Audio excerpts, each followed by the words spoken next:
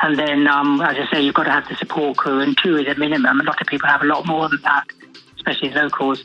But yeah, it's quite an adventure, yeah, but definitely worthwhile if you can. And as I say, people do finish it. So, but as I say, preparation is the key, like in all these endurance challenges. It sounds extraordinary. William, thank you so much for telling us about it. It's a world that I never knew existed, and it's one that I'm not sure I'll ever partake in. But William, thank you. William Sichel. Only 932 people have ever finished that. Anything that involves sauna training. Yes. Get it. I'm not going to be one of them in the future. Thanks for being with us. 5 Live Sport is next. We'll see you tomorrow. On digital, BBC Sounds, smart speaker and online. This is BBC Radio.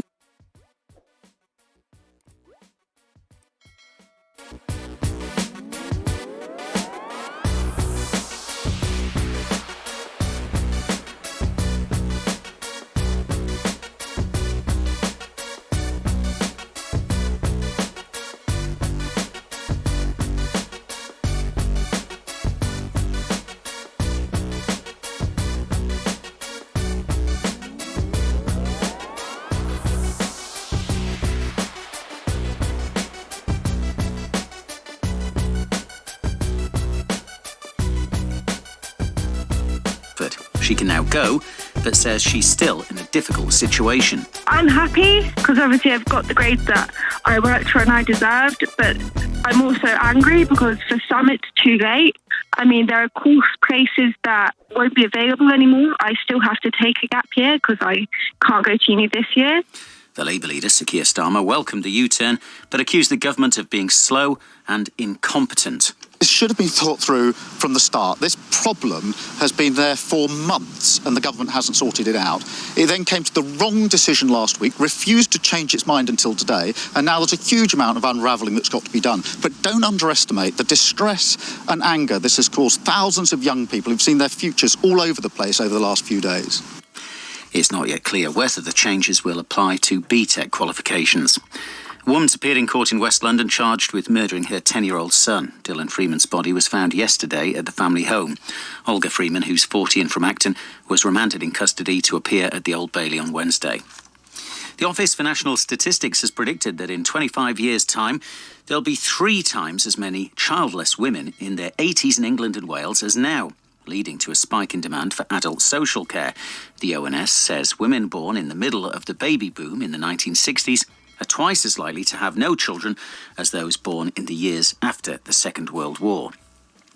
The last golden eagle in Wales has died. The bird was a big attraction in the Cambrian Mountains, with a dedicated Facebook fan page detailing sightings. Its body was found by a walker.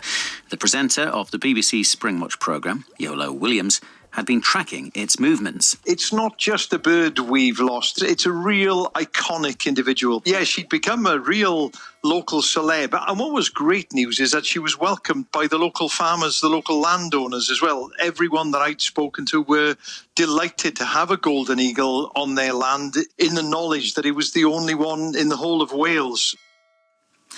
And a quick look at the weather. Thundery showers in England and Wales will ease tonight.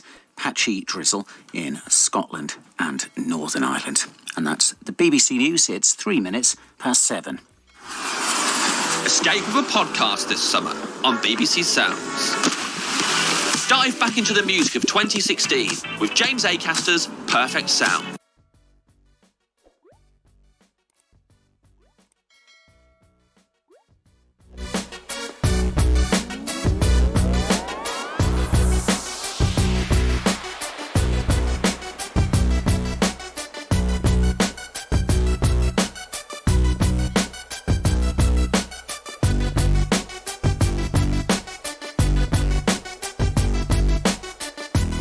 The ball in, De Jong with the left-footed finish. David De Gea can't stop it, and poor old Manchester United have to suck up the pain of a third semi-final defeat this season. Did Guardiola cost City in the Champions League? Different year, same stuff. I think first half wasn't good enough. I think we know that. We started slow. We had not many options. They made the 3-1 and you know it's over. And we pay tribute to David Silva. A legend of Manchester City, of the Premier League, of Valencia and the Spanish national team. It was a joy to play with him, and it was very difficult to play against him because, of course, he's an outstanding player. From BBC Sport, This is 5 Live Sport. Football, cricket, rugby union for the next 3.5 hours across 5 Live Sport. Toughs and Vaughan between 9 and 10 to discuss the lack of cricket in the second test at the Ageas Bowl. Rugby union weekly with Chris Ashton and Hugo Monia between 10 and 10:30. But Monday Night Club for the first couple of hours. No regulars this evening. In some ways, you could say regulars, you could say has-beens. We've got rid of the old lot. We've brought fresh talent in for the evening. Former Villa and Manchester United striker Dion Dublin, former Liverpool and Scotland midfielder Charlie Adam, former Newcastle and England winger and midfielder Kieran Dyer. So we're all looking at each other on Zoom, as we have been doing for many, many months now when doing 5 Live Sport. Charlie and Dion have gone very, very close up, so it's impossible really to tell their environment. Kieran, as your camera's giving everything away. Kieran, first of all, Charlie thinks it look with your headset and your chair. Charlie thinks you look like you're playing Call of Duty at the moment whilst talking to us. But you are in your games room, because I can see a pool table, and behind is that an arcade machine behind you? Yeah, the original Street Fighter 2 game. Is it? Oh, very good. Yeah. Eddie Cordo, is that Eddie Cordo? Is Eddie Cordo Street Fighter? It's Hadouken and all that stuff. Oh, dear me. So bearing in mind, I can't tell where you are in your house at all, Charlie. Where are you? I'm sat in my kitchen. Oh yeah, right. Yeah. That's as exciting as it gets. I'm sat in the kitchen.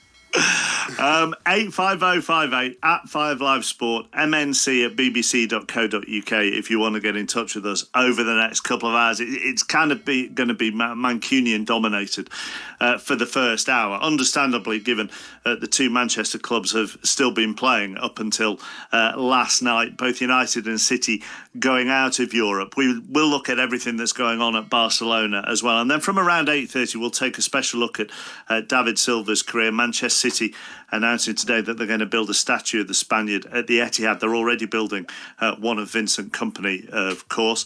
We're going to start with United, though, beaten by Sevilla on Sunday night. The stat doing the rounds, there are many stats doing the rounds, but it means they've now gone 3 seasons without a trophy, and that's for the first time since before Dion played for them. So that is a very, very long time ago. Does that stat mean anything, Dion? It probably does, chappers. Yeah, it probably does. It's poor, really, for United standards. To be honest with you, they expect better. They should have brought in more silverware than they have, and they just can't get over the line when they need to. And that's not Manchester United. They normally find a way. Manchester United's way is to get it right for that one game, and they just don't seem to have it. And I don't think they've addressed certain positions on the pitch that have been sort of let them down. It's how much you look at the bigger picture, Kieran, isn't it? And how much you look at the detail, really, when you're looking at this overview. If you look at that stat, then that you could level the failure at the people who run the club. You could then look at Manchester United this season and say they've probably improved under Ole Gunnar Solskjaer, but then you could delve even further into that detail and go, well, 3 semi-finals and they haven't won any of them. Yeah, but if you look at where they were before Christmas, we really feared for Man United. They looked like Ole was going to lose his job. They were really struggling. Bruno Fernandes come in. He gave them a massive lift, and they showed there was a lot of encouraging signs that you thought, okay, still got a lot of work to get to the top 2, but they're playing a great attacking football. They used to struggle against the teams that were made it tough, a low block. But I mean, you looked at the front 5 of Pogba, Bruno Fernandes and the front 3. There's a lot of power and a lot of goals in that team. So the signs are encouraging. There's obviously talk of Sancho and Jack Grealish coming in as well. So I think with the acquisitions that Man United hopefully will make and Chelsea, they'll give it a right go to push into the top 2. So given those ups and downs that Kieran's mentioned, Charlie, for your first answer, I suppose that the key is, therefore, not to overreact when either it's been going well or when they go out like last night, because they are, well, to use that horrible phrase, in transition. Yeah, but Ollie's never got too high and he's never got too low. He's always kept a happy medium. We keep talking about transition. You know, Dion or no, Kieran's been at big clubs. You know, you're still expected to win, even though you think you're in a transition period. You know, Man United not winning a trophy for 3 years is, you know, hugely disappointment for the supporters, for the players and the owners. You know, and even though Liverpool never won the league for 30 years, they're still competing at the levels. You know, they were getting to the Carling Cup final, they were getting to FA Cup final. So when you're at a big club, you still expect to compete. I just think that, and the whole season probably caught up on the front three, you know, fitness wise, and the spark probably just wasn't there the other night. And you know, to get over that line, it always takes something special to go and win a trophy, especially a European trophy. But I think you've got to give a lot of credit to Sevilla as well. They're an excellent side. They know how to win this competition, and they've done a great job on Man United. And it's, you know, for a Man United player and his supporters, dust yourself down. They'll look back on it, but they'll go again next season. They'll look to rebuild. And you know, I still believe that there's other positions, not just the front forward positions, but defensively. Again, I thought they were shocking. Poor. Charlie, when you're talking about silverware, did his selection in the cup semi-final against Chelsea shock you? It was he gave up that cup when it was a massive chance to get the FA Cup. I was like blown away by it. I know the Champions League was their main priority, but the FA Cup semi-final and the team he played, you're like, wow. But if you still look at the two games, Leicester. Listen, Leicester had a great season. I'd still expect Man United to beat the teams that they had in the league. Anyway, the FA Cup was, you know, for me, it was a priority before the Champions League, because, you know, an opportunity to get to another FA Cup final, playing Arsenal, by the way, you know, thinking that that's half the chance you can beat them. And, you know, he changed his team. He left it, the big ones, and you know, Pogba was sat on the bench. It was disappointing that way, but you know, let's say it came back to bite him a little bit, and you know, 3 semi-finals has been tough for them, but they have to go and regroup and rebuild, and you know, it could be a 4 or 5 job for next season with the players that need to bring in. It's amazing. Yeah, I don't know. I just find it. I don't know. I'm getting frustrated with managers, the new manager, the old manager, just managers in general. That doesn't matter whether they're new, old, have been in it, medium term, any right manager. Now, managers that are managing right now are tweaking things when they don't really need to tweak things, and they're doing well. There's a certain team that's done well to get them to a certain position, and then they try and do something a little bit off the wall, and as the lads have said, it's kind of tripped them up, you know, tripped Ollie up, and it's tripped Pep up, and hindsight's a great thing, and we're talking about the games that have gone. It's a great thing to talk about, but I don't know why, when that juggernaut's picking up pace and just looking good, why you'd want to take a wheel off it. You look at Liverpool, right? They won the league by canter, and they were on the ball, dominant for the whole season. They were relentless. They were the same team every week. 1 or 2 little tweaks when there was an injury or suspension, things like that. But he never left his best players at the crucial moments. He played his best team for as long as he can. And yeah, after the COVID and the lockdown, they changed because the league was won. But that's the difference in the teams at the moment. Liverpool know where they're going to go and where they are at the moment. They're a team with, you know, high press, power. They're strong. They've got good players up front. And I just think the other teams at the moment are just in catch-22 where they want to be and what they want to do. And you know, it'll be an interesting season again because Liverpool, even to a lesser extent, on your point, even Wolves, to a lesser, they kept the same team basically the whole season. They got so far in the Europa Cup. They've done really well in the league because, like you said, everyone knows their roles. The momentum was going and going and going and going, and that's the same as Liverpool. But even if we go back to even just like a team like a Sheffield United, who had the same structure week in, week out, unless there was a, McBurney might be out and Sharp would come in, but there wouldn't be 3 or 4 changes every week. There was just, we look at this game, concentrate on that game, and we'll worry about the next game when it comes. And that's how, this has been a success for Wolves this year. It's been a success for Sheffield United. And let's say the bigger ones have to, look at that. And I know there's a lot of pressure and strain on the top clubs, but these lads want to play in the big games and the big moments and semi-finals of the FA Cup and things like that. They want to be playing to try and get to the final. And you know what? Sorry, chappers. Apologies. When players and teams are doing well and they're getting results, the lads will back me up here 100%. You don't get tired. If you're doing well and you're playing well and you're scoring goals and you're making tackles and everything is going well, you don't feel tired because it's going your way.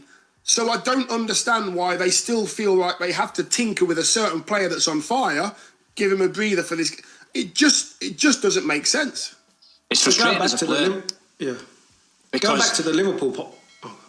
Sorry, Kieran. Just as a player, when you're playing and you play regular and the manager drops you, you still end up training at the same level intensity as the lads that have not been playing. So you don't get any rest. You don't miss a day's training. You still go into the session the same as everybody else. So there's no resting point. It was different if you keep playing games and you do your recovery and then you go, but you still go and train at the same intensity, the same level as the lads that have not been playing. So it's not really a rest, is it? So it is a tough one, and that's why they're paid a lot of money, the managers in the Premier League. Do you think it helps Liverpool, though, that Liverpool haven't got the depth in their squad like a Man City? So Origi has an acceptance of being a understudy. James Milner's at the end of his career, he knows he's kind of an understudy. But then when you look at Man City, you've got to keep Bernardo Silva happy, David Silva happy, Mahrez happy, Jesus happy. They've got so many players that if they are not playing in the big games, they could kick up a stink and the dressing room could change. I agree. But it's then down to the player to accept his position within that squad of players, Kieran. As good as he is, if you want to stay at City and you know how good City are squad-wise, and you think, well, I'm not going to play every game, I'm happy to play 20 games this season, there's got to be a mindset which Pep must, instill this mindset. You can't play all the time. You will get 20 games, 25 games, but you've got to bear with me. But it's interesting, some of the, Kieran mentioned Divock Origi there. Divock Origi came on in a Champions League final and got a crucial second goal for Liverpool. Mm-hmm. So to bring it back to United and their squad, a Divock Origi equivalent at Manchester United didn't get on last night until after 85. I mean, you could pick any of them. I'm not likening them in style to Divock Origi, but no changes were made until 85 minutes last night. The substitutions came late against Copenhagen as well. I wonder, Charlie, whether the changes he made in the semi-final and the abject performance against Chelsea in the FA Cup, whether that has then affected his view of those players when he's looked to bring them on in the Europa League. Yeah, well, listen, these lads are at Man United, so they're obviously at some level. And sometimes when you look at, you turn around, you look at your bench, and it's easy for Pep. He could turn around. He's got a superstar at the side of the pitch he can bring on. He's a top player. When you're going instance at Jurgen, when he turns around, he looks and he's thinking, do I really need to put Origi on? I'll give Salah another 20 minutes. I'll give Firmino. So that will become playing in his mind. You know what I mean? And I just think that Man United have to get a squad together that needs to be more competitive than what it is. They've got some good players, but Man United is Man United. I still think it's one of the biggest clubs in the world. Still one of the biggest clubs in English football, and you need to be a special player to play for them. So. Yeah, okay. See, there's now... Chap, just write that down, please. Just write that down. Sorry. You need to be a special player to play for Manchester United. It doesn't matter how long or how many games. You just need... Look how pleased you've made Dion, Charlie. Yes! Brilliant. Love Charlie. 85058 at 5livesport, MNC at bbc.co.uk. If you want to mention any players that maybe you think weren't special who played for Manchester United. Well, you're right, Dion. Do you spit your drink out then? Kieran, so you talk about having to be, or Charlie talks about having to be a special player to play for Manchester United, but also there's a requirement for squad depth. So this is the question that keeps coming over and over again, not only in the last 24 hours, but in the last 2 weeks, 3 weeks. How much do you spend the majority of your transfer budget, whatever that may be, on a special player? Maybe 2 special players if they could really push it. How much do you look for 4 or 5 players? What would you do? I agree with Charlie again that if you look at Liverpool's front three, they scored more goals than Liverpool's front three this season. Mm-hmm. If you add all the goals up, Greenwood scored more than Firmino, and Martial and Rashford scored just as many as Salah and co. So they're talking about bringing in Sancho. I get why you'd want to bring in Sancho, because if you look at Man United's front three, they probably all want to play through the centre. They probably don't want to be wide. But obviously there's Jack Grealish as well there's talked of. I like Jack Grealish because he can play any of the wide positions, and he can play in the Pogba role and the Bruno Fernandes role. I think Man United need a defender, a centre-half. So if they million on Jack Grealish and 50 million on a top centre-half, and then maybe that sacrifices Sancho, I would rather do that. Because like I said, Man United's front five, I know they only scored a couple of penalties in the last 2 games against Copenhagen and Finn, but they had some chances. They create chances now. They're a potent front five. The goalie was phenomenal, wasn't he? Yeah, of course. So if that game was played 5 times, Man United win that game 4 out of 5 times. The way they started the second half, they absolutely battered them. So for me, Sevilla only has one chance in the second half, and they score. I just don't think the 2 centre halves are good enough. I think they need another centre half maybe to play against Maguire. Kieran, do you think that Man United win the game if they have Nistelrooy, RVP, Cole, York, whoever it may be, one of the big Man United big hitters? Do you think they win that game? Dublin, yes, off the bench, 2 minutes to go. You know what I mean, Kieran? Yeah, I do think they win the game, but if they had Van Dijk at the back, or if they had Bayern Munich's back 4 with that pace and power, and you can have a high line, because the best teams now, they play such open, expansive football, and the only way teams are going to beat you is on a counter-attack. And when you've got pace and power of a Van Dijk and Boateng and Alphonso Davies and these type of players, they can deal with one-on-one situations and stop the counter-attack.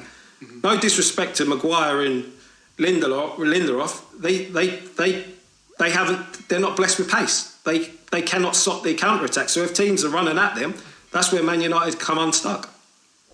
And that's where your backbone is, chappers. Your backbone is obviously down the middle, but your 2 centre-halves have to be the men, the strong men that can defend, talk, play out from the back. What would you do transfer-wise this summer then? If you were in charge of United's recruitment, Dion, what would you do? Where would you spend the money? I mean, there's an argument that how much have you got to spend?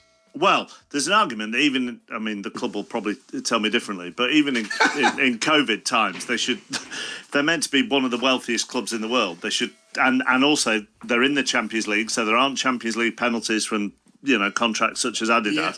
They ought to be able to do whatever they want in the transfer market this summer. So are we talking 100 million? We're talking 200 million? Dion and Charlie, would you sacrifice selling Pogba to bring in other players? No, I wouldn't. I agree. I think especially with Fernandes, I think he's a special player. Listen, Pogba has got a lot of stick, but he needs good players around him.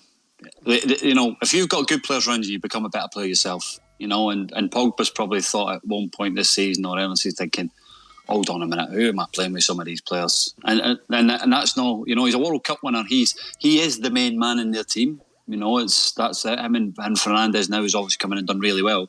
But Pogba is the go-to guy on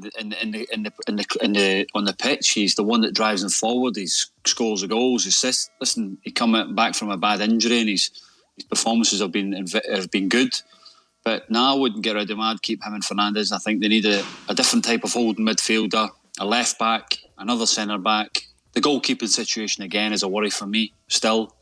De Gea just does not look at it at the moment. So would you leave Sancho alone? Would you leave Sancho alone to strengthen some of those other positions? Well, if it's going to cost you 120 million, absolutely. I think that there's other positions that are, Greenwood, I think, has done well this season. Young kid coming in. So I wouldn't. I think that there's obviously going to look for strength and depth in it. But to go and spend 120 million on a player that is he going to... For potential as well. Yeah, he's got potential. He done well at Bayern. Just for potential. It's not like he's world class like a Messi or Ronaldo. You're buying potential. He's a fantastic player, and you hope he's going on to the next level. You know what? I think that the problem United have, or should I say, what you have to do to become the United again, is you have to deal with the problems they have right now. The problems they have is, for me, they haven't got a number 9. They haven't got a goal scorer like a Kane or a Aguero. A natural in off the knee, Martial's in off the chest. got 23 though. Yeah, 23. But Chappers, as a centre forward, you just have to do all the horrible things. Get yourself a knee. Make sure you score your one-on-ones. He's a good footballer and he can play in and around the centre forward, but I don't think he's a natural centre forward. So for me, I'm with Charlie. Centre forward, centre half, goalkeeper. I'd rather they go and spend 120 on Harry Kane. I'd rather they go and spend 120 million on Harry Kane, and you could have Martial out wide, you have Greenwood out wide, you have Rashford out wide, and have Harry Kane as your main man, and sort of have because the other three can play as a 9 as a backup as well. So, Kieran mentioned Pogba there, and this isn't necessarily about Pogba himself. Charlie, you mentioned you think they might need a different type of midfielder. Paul McGuinness was with us last night for the Manchester United game, former under-18s coach at United for the best part of 20 years. He spoke about them needing a different kind of midfielder after the game.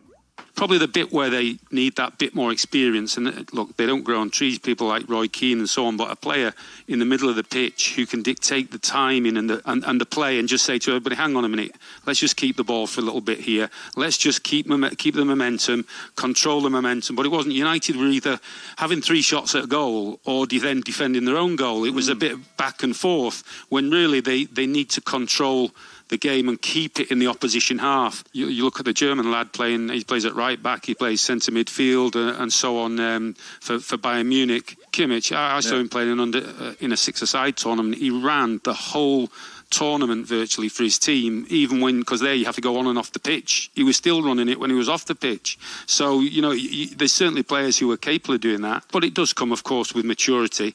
And it comes with getting to semi-finals and not quite getting there. They'll learn a big lesson from that.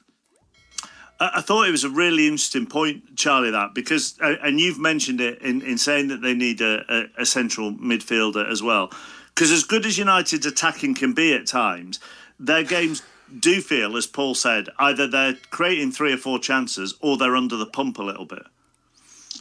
They need somebody that's going to link the play from defence to midfield, and I think somebody like a Thiago from Bayern Munich. I know Liverpool have been linked to him, but he's a special player. He's one that can go and penetrate between the lines, get people on it, doesn't really pass it sideways and backwards, wants to go and get on it and can get the Pogba and Fernandes up the pitch closer to the strikers where they're more dangerous.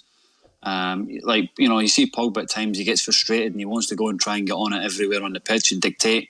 His strengths are getting between the lines, getting to turn, using his strength and his power and his awareness to thread a pass through. So I'd like to see them go for it. It doesn't need to be somebody with a big stature of a Matic or you can have someone like a Thiago who can go and dictate the ball and penetrate that way, and I think he would be a good sign for them. Kante? I just think I hear what everyone's saying, but then one of the big knocks at Liverpool is that they're midfield free. They don't create enough. They've not got someone of that kind of ilk.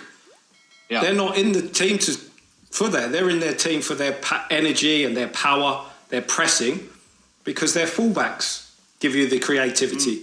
So if you've got a Thiago and a Pogba and a Bruno Fernandes, yes, that's fantastic. But what happens then when you're playing against a Bayern Munich or Real Madrid in the top teams.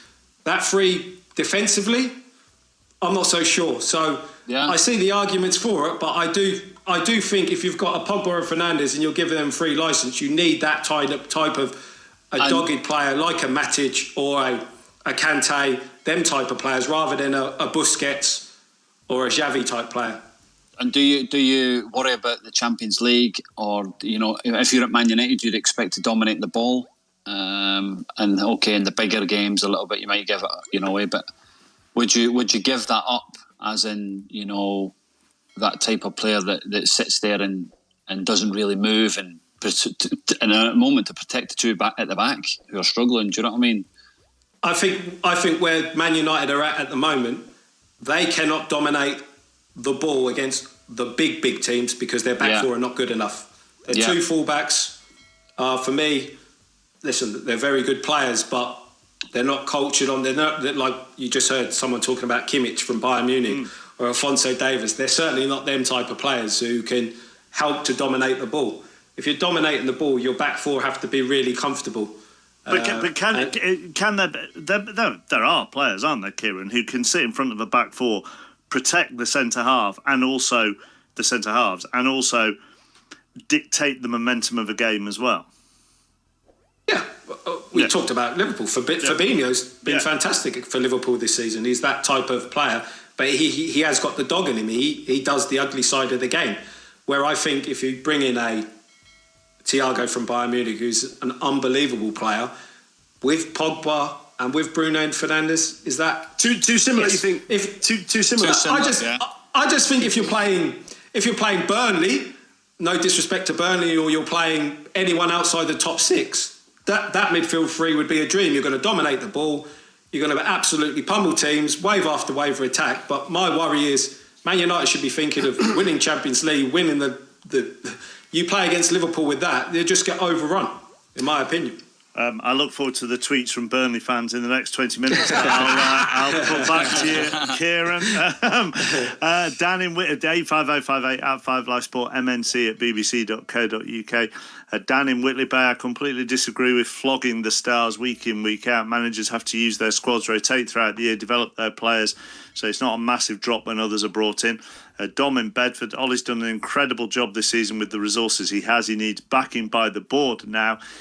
He is building for the long term, and I'm right behind him. We're going to move on to Manchester City next. Quickly, some sports headlines elsewhere. England, not surprisingly, drew the second test with Pakistan in Southampton. Plenty more reaction to that in Tuffers and Vaughan from 9 o'clock. The EFL have rejected Macclesfield's request to allow them to retain their league status. James Ward-Prowse has signed a new 5-year deal at Southampton. Vincent Kompany has been appointed Anderlecht head coach on a 4-year deal. He has ended his playing career. The world number 2, Simona Halep, is the 6th top 10 women's player to withdraw from the US Open, which is due to start later this month. And the Washington football team have appointed Jason Wright as their new president. That makes him the NFL's first black team president. Let's move on to City then. Defeated by Lyon 3-1 on Saturday night. Means in his 4 seasons at the club, Pep Guardiola hasn't taken them beyond the last 8. Charlie, I'll start with you. What did he get wrong? Well, what did he get wrong? Well, your goalie threw 1 goal in, and one of the best players in the world misses from 4 yards. How can you coach that? It's not about tactics, it's not about formations or anything like that. When your goalie does that and one of your main men did that, it is difficult. You got done in a sucker punch as well, so it's tough. It's heartbreaking for Man City. They just don't seem to be getting to this next level of going and be able to win the Champions League. But they'll, it'll hurt them, because I felt this was a right good chance for them. So no criticism of Guardiola for you? No, I don't think there is. I think he's changed his formation. The players are obviously good enough to be able to deal with that. Obviously, they felt that Lyon's threat would be difficult, and they went with the back 3. But they are top players, and they should be able to deal with whatever situation that they're in. Pep will have coached them how to play. It's not as if he turned up or the day before a game said, "By the way, we're going to play 3 at the back." They would have worked on it, and over the pace they got done by the 2 goals. See, I disagree on that. I think I think you're talking about Sterling's miss. That was when Man City went back to the 4-3-3. I think as soon as they went back to the 4-3-3 in the second half, they started to proper dominate. They looked like the Man City that were fluent, going to create a lot of chances. I think playing at the 3 at the back, I can't remember them really creating. Sterling in the first couple of minutes gets to the byline and some miraculous defending. I just thought they looked very flat. Can we have a go at Pep? Pep's tried this before. I think Dion started off the show earlier saying about managers, they always want to tweak things. Pep has been known to do it. He went to the Bernabeu, played De Bruyne as a false 9. They put on a masterclass, they win 2-1. He gets all the plaudits in the world. I remember the time when they played against Barcelona. Barcelona had Neymar, Suarez and Messi. He was Bayern Munich manager and went man for man at the back and got absolutely pummeled. So he's been known to tweak things and try things. But when I'm talking about the Bernabeu and playing Barcelona with that front 3, you can expect why you try something different. But to change your formation for Lyon, for me, Lyon, when they got that team sheet in and see that Man City changed for them, they're buzzing. I think they're absolutely. They would have been buzzing. But hold, if you put the two teams together, Man City and Lyon, Man City would have hands down beat Lyon. It's no problem. At the end of the day, when your goalie throws one in and one of the best players in the world misses from 4 yards, it's good, isn't it? It's nothing to do with tactics, nothing to do with formations. It's just on the night that these things happen. Yeah, so I don't blame Pep. I think he sees it how he is. If he feels that he's happy to go with 3, then great. They went back to 4 and they started to dominate the game. But he felt at the time that it was right to go with the 3 at the start, and it never worked for him. And he changed, and Sterling goes and misses that chance, and that's football. Yeah, I think that Pep's tinkered and tinkered and tinkered, and the players have got it right. So we don't have this conversation of, he's got it wrong. So if he tinkers and tinkers and tinkers and keeps getting it right, we're never going to know. We're never going to question him. On this occasion, he's tinkered again and it's bit him in the backside. Is it down to just him, or is it down to the players not getting it right? And I think Charlie has a point by saying Sterling was just off it. What happened there, and I'll tell everybody listening to this, Sterling thought he'd scored before he'd scored. So concentration levels had gone. He scored, he's celebrating. Ederson's caught that ball before the ball's got into his hands. It's that easy. He's such a good goalkeeper, that's just a catch and I'll carry on. So they're ahead of themselves. So making those mistakes, you can't call that players are going to make mistakes like that. They just happen in games. Kevin De Bruyne said afterwards that... Is he listening? Is he listening? He said, different year, same stuff. The first half wasn't good enough. We started slowly and didn't have any options.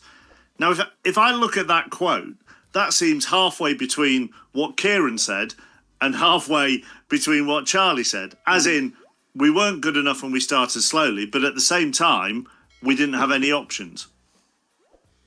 Oh, the options are, the manager can't pull your hand and hold your hand through the games. You've got to try and figure it yourself, and other players make your options for you and help you in the game. You just, it's not all done to the manager. The players have got to take responsibility on the pitch as well. It doesn't matter what formation you're playing.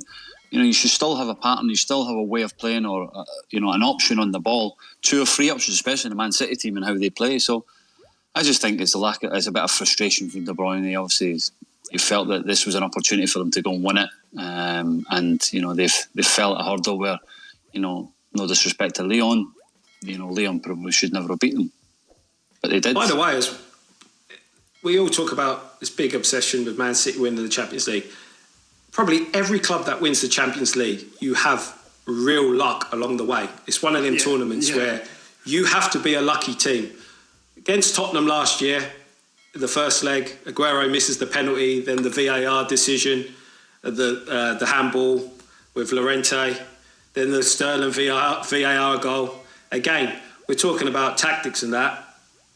I didn't think the second goal should have been when he got stripped up. I don't think that should have stood. I think it was a clear foul. So how that is goal. So Man City have just, the last 2 years in particular, haven't had the rub of the green. And every team in the Champions League who goes on to win, they do have a bit of luck along the way. Ooh, Kieran thinks Lyon are going to win it. Well, no, I don't.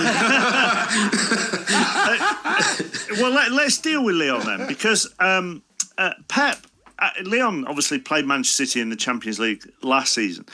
Pep Guardiola gave some really interesting quotes in his press. They then played Cardiff the game afterwards, and in the press conference in the build up to that Cardiff game, Pep Guardiola said this, and I can't take credit for finding this. The producer remembered him saying this, which is a remarkable memory. Anyhow, he said, "I insist many times that this is a completely different competition than the Premier League.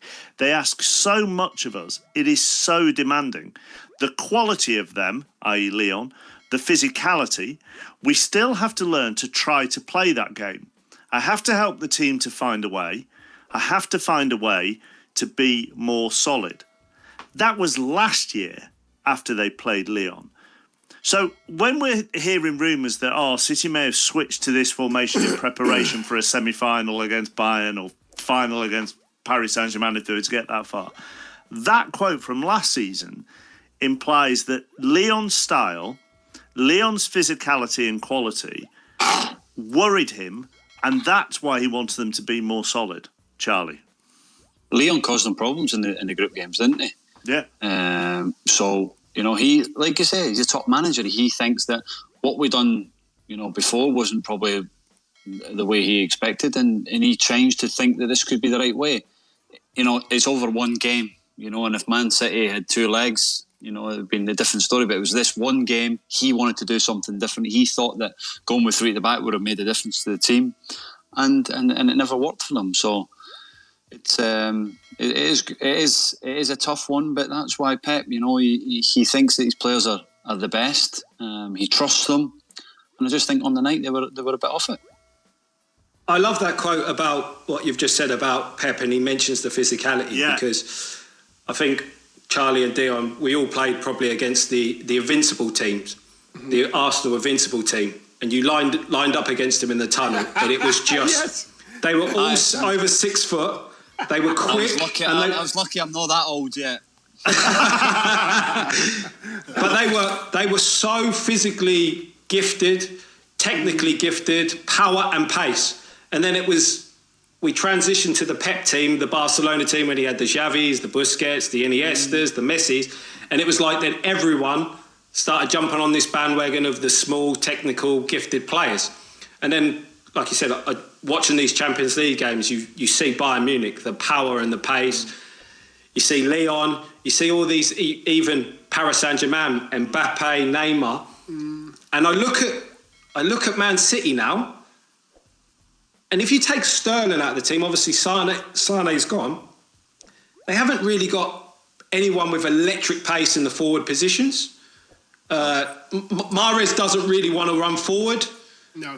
You then look at all their midfielders of Foden, Bernardo Silva, David Silva, Rodri. Yeah. The only one who's really physically gifted and powerful is De Bruyne. And then it was Fernandinho. He's coming towards the end and he's been playing centre-half. So for me now, I think that their recruitment, I think they have to get a lot more power in their team. Yes, and that quote from him when he says about the physicality, I think that maybe he's starting to see that because, again, Rodri, fantastic on the ball, bit like Jorginho at Chelsea, but when they haven't got the ball, people just go by them like they're not even there. And it is worrying to see for me. And you know what as well? Lyon would have remembered this, and Lyon would have said, right, let's play a certain way that they don't like playing against. They would have made sure it was a physical game. They have all the quality to pass around City when they're on it, Lyon. But if we want to get that edge, let's be physical as well. And, the players, I've got the players right here, the Gundogan and the Sterlings and the Jesus. Kieran just mentioned it. They're slight.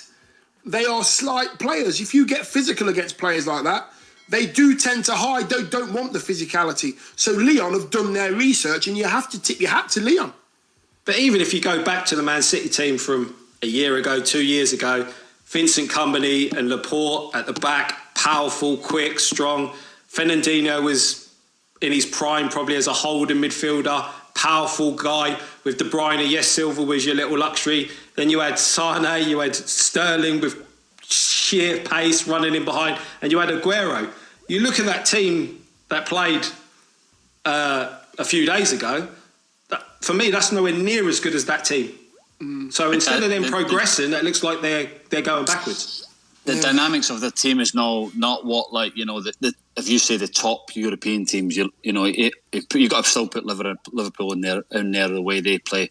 Bayern Munich, you know, they want to go and dominate. They want to pass, but they want to press the ball so high up the pitch. I don't think Man City can actually do that. Like you say, they've got too many similar players in every position, and that midfield position, they don't, like you say, don't have that powerhouse. They don't have that SCN where he can go and get it back. You know, Kante, when he was, you know, obviously come off the boil a little bit, Kante, but when he was at Chelsea's first year and that one at Leicester, where he can go and get after it, they don't have that now. And I think, like you said, the recruitment must be having to change now on where they want to go forward. The lad that they've signed from Sevilla is meant to be very, very quick, but it'll be interesting to see what Man City want to do with the team. And even signing Ake. Ake's not the quickest. So it's how they, you know, say, are they still going to look to a possessions type team? They will do, but I don't see them in the big games against Liverpool. I think Liverpool can overrun them. So when you talk about their recruit, I mean, you know, you talked about United's recruitment and looking at 4 or 5 players. Judging by the answers that you've given, Kieran, you're looking at a similar number for City. Yeah, 100%. I think Laporte is fine. I think you need a centre-half. I know they, like you said, we talked about Ake. I think they need another centre-half to play alongside Laporte. They need that real powerhouse in midfield to replace Koulibaly. Yeah. And then, again, yes, Mahrez gives you something different, but for me, I cannot believe, again, we're talking about the recruitment. You had Sancho on your books and you've let him go. I don't know how that has even happened. And then again, Sane, let's talk about he was unhappy and he wants to go back, but you would do everything in your power to keep him, because it was only 2 years ago he was probably ahead of Sterling the way he was playing. Could you imagine Bayern Munich next year with him on one wing and what's his name? And Gnabry on the other wing? They're going to be on a different level. Is the lad Douglas Luiz from Aston Villa, who I thought, to be fair, done really well for Aston Villa. Is he not a Man City player? Not now. They bought him. I think he signed permanent, didn't he, in the summer? Yeah, so he was a Man City player. Yeah, so, City can buy him back for 25 million. Oh, that's nice. I think, yeah, great. Made a profit. even the centre half that Man City let go, who played against them the other night, had an unbelievable game as well. You're thinking, Jason Denayer. Yeah.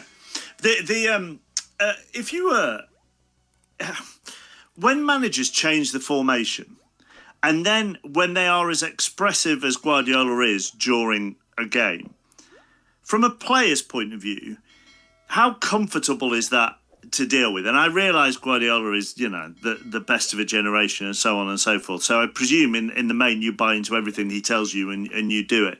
But I'm just wondering whether during that 90 minutes, the tactics have been changed. Yes, you have worked on it in training.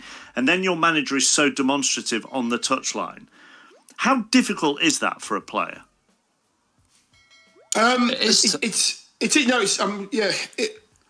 It's tough at first when you're told, chappers, but then you have, and Charlie mentioned it earlier, about you have time to train and figure out where you should be, who you're playing with.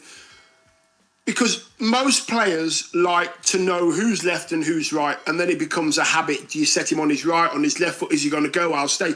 It becomes a habit. So if you have time to get that right in training, it shouldn't really be a problem. It's never going to be as fluid as the same people all the time.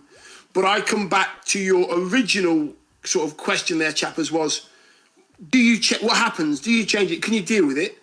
Kieran's just mentioned company's gone. You know, I'll even throw in someone like Yaya Toure, who was a big, physical, imposing. They would have said something on the pitch. Somebody like that would say, listen, you just stay here for the minute. Let's just do what we've got to do, and then I'll let you go. making decisions on the pitch by players, or for City at the moment, nobody seems to be doing it. You have to make decisions on the pitch. You have to manage the game on the pitch as a player for the good of the team, even if the manager's telling you one thing. Because you know, and at times in the game, you know if you're getting overrun or you feel that you can't get near anybody, you just, as a midfielder, right, you would just try and bring your wingers back in, tuck in a little bit, stay solid, and try and get a grip of the game again, especially if it's going away from you.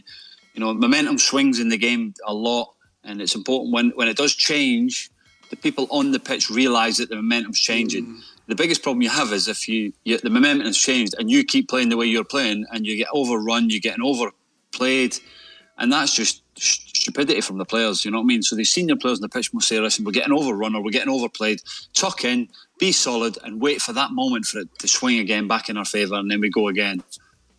I mean, I saw Carl Walker on, I think it was Carl Walker on Saturday night, goes over and has a conversation with Guardiola at one point. And if you're going over, I have no idea whether Carl Walker is saying this, but go over and go, I know, what are we meant to be doing at the moment? And then get the explanation. How easy is it to take that on board? Well, I don't know whether that's what he was doing. Take that on board and then transmit whatever it's meant to be to your teammate. Yeah. I think, though, the really good players, the world-class players, you only need to tell them once or twice, if you know what I mean. That's one of the great sayings in football. It's like a cliche. The really bad players, you have to keep telling and telling and telling. And Man City are fantastic. And Pep is just a very demanding manager. And me as a player, one of the questions is, I like the demanding manager. One of the best periods I played was under Graham Souness, who is very, very demanding. Very, very demanding. So I get what you're saying about some people can go the other way, but me personally, when I'm talking about a demanding manager, I like that. And Pep is one who never criticises players for making mistakes.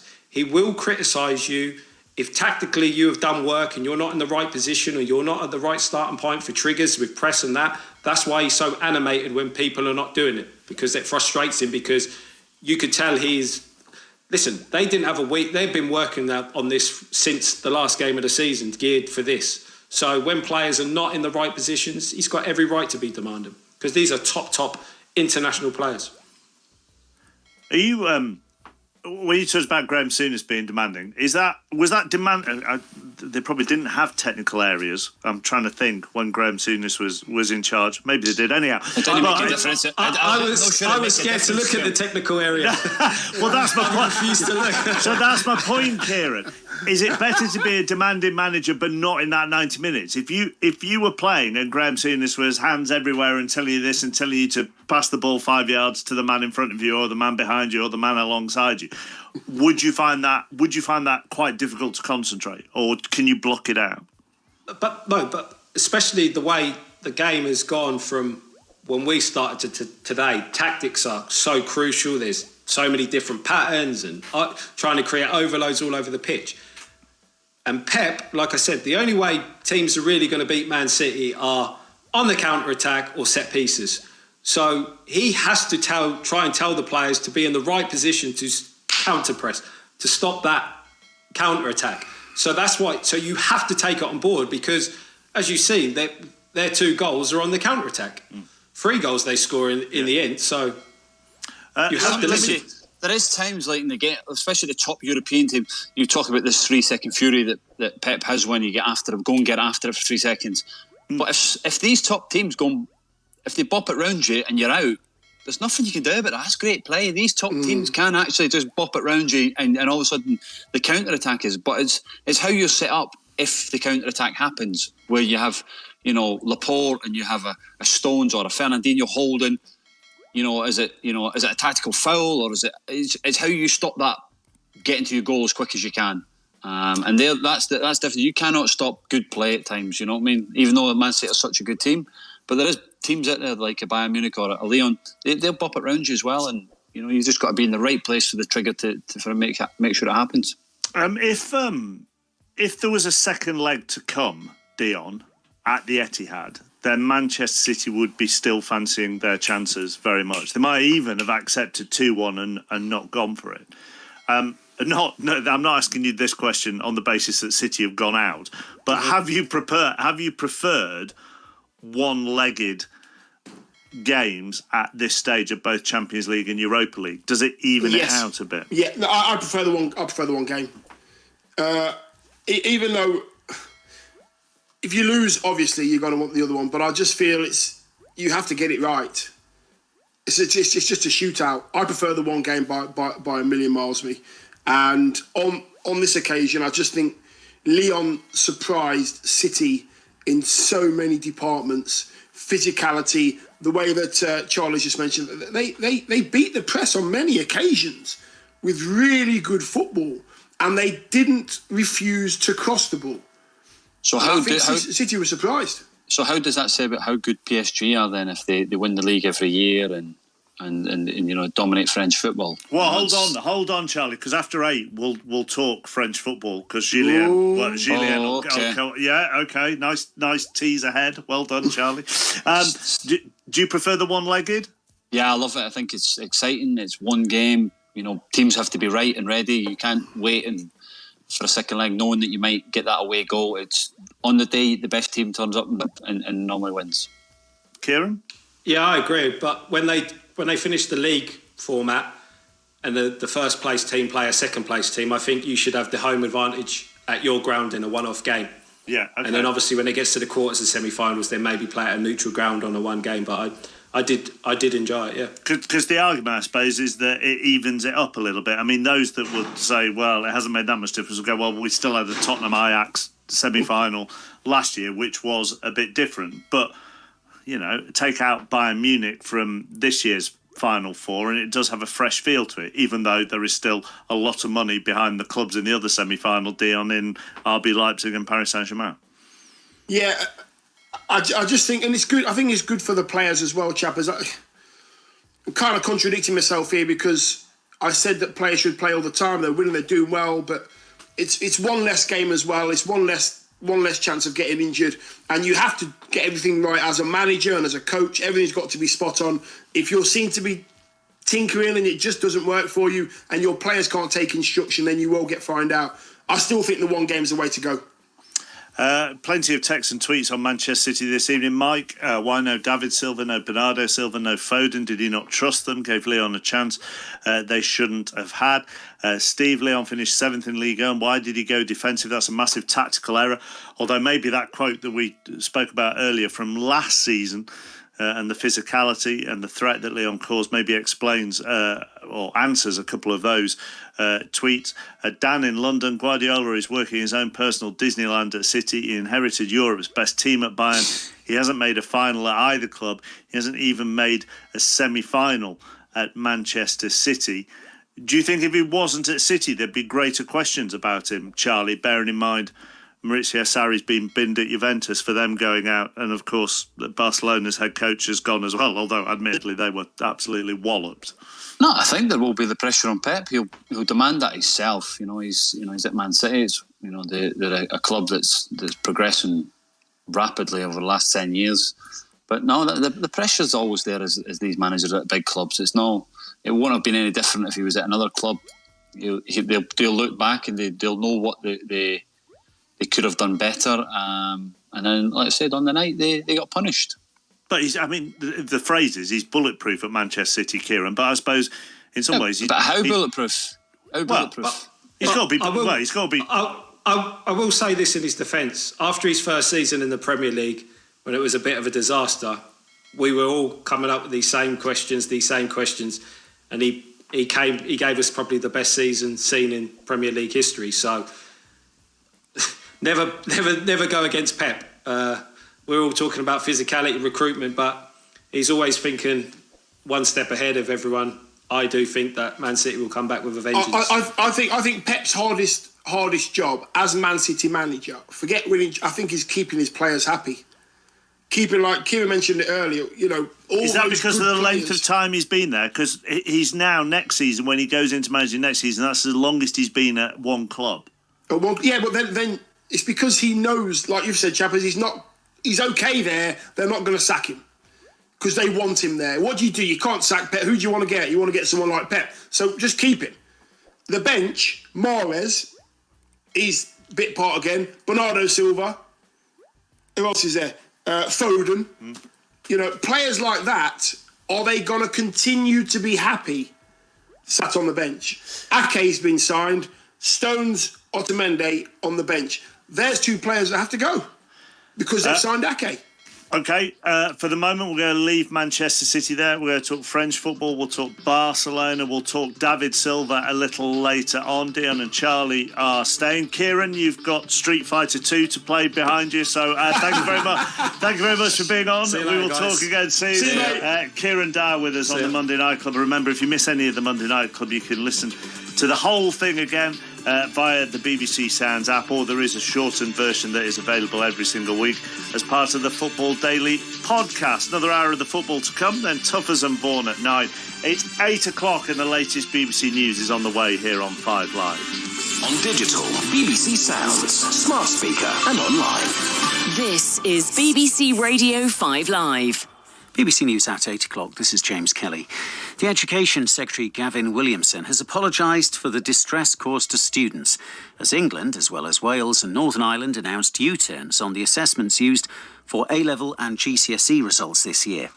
Tens of thousands of pupils will now receive grades based on the evaluation of teachers rather than a controversial algorithm. The move follows fierce criticism from pupils, parents, teachers and some Conservative MPs.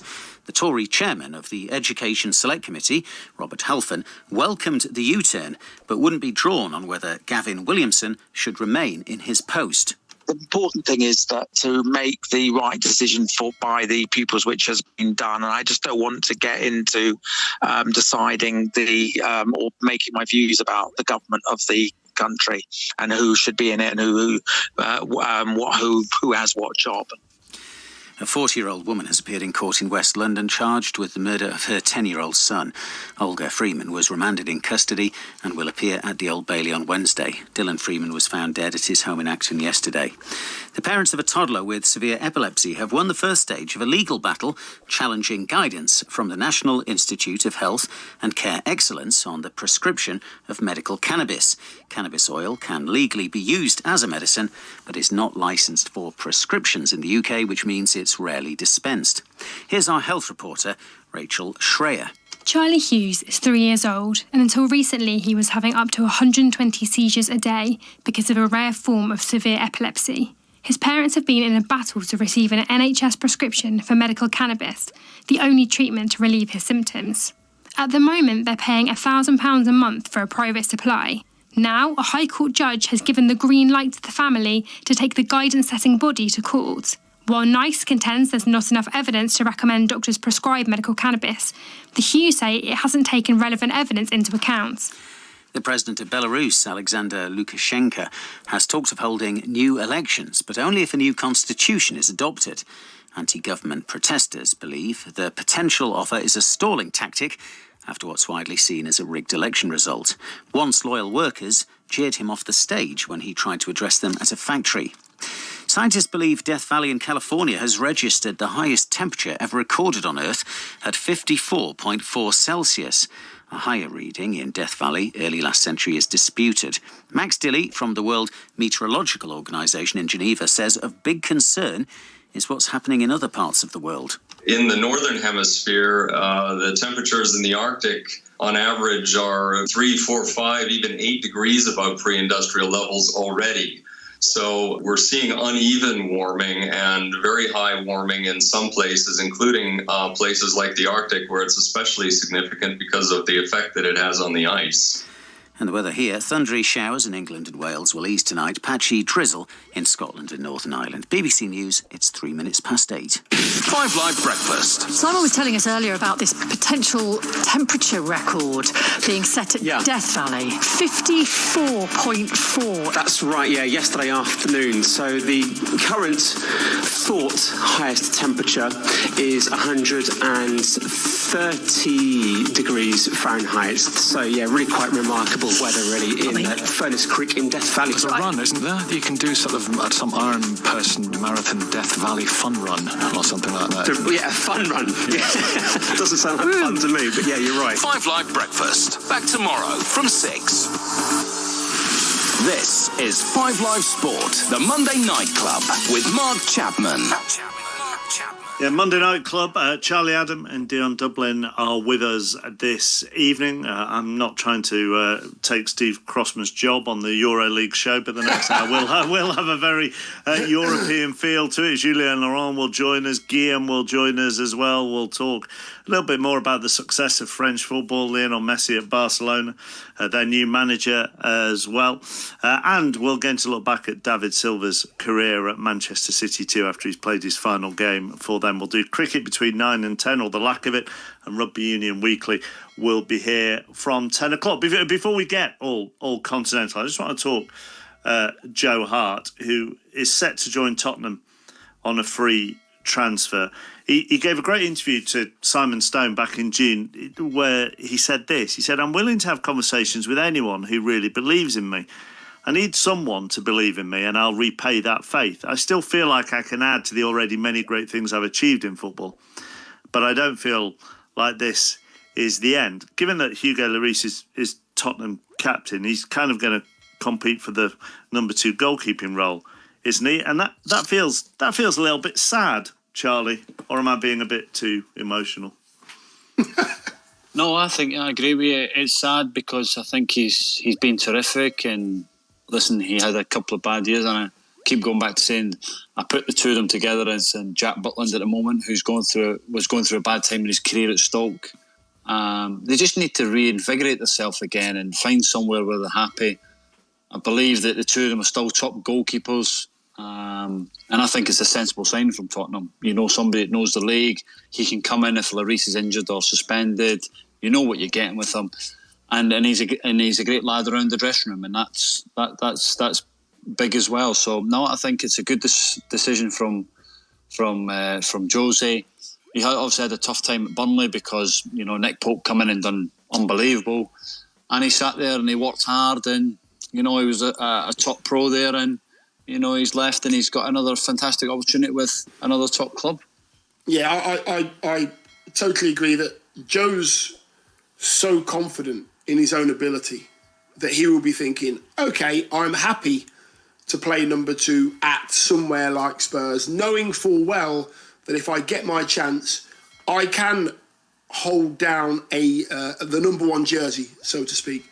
And with what he has under his belt in regards Premier League experience, I think it's a brilliant signing from Spurs. Very clever.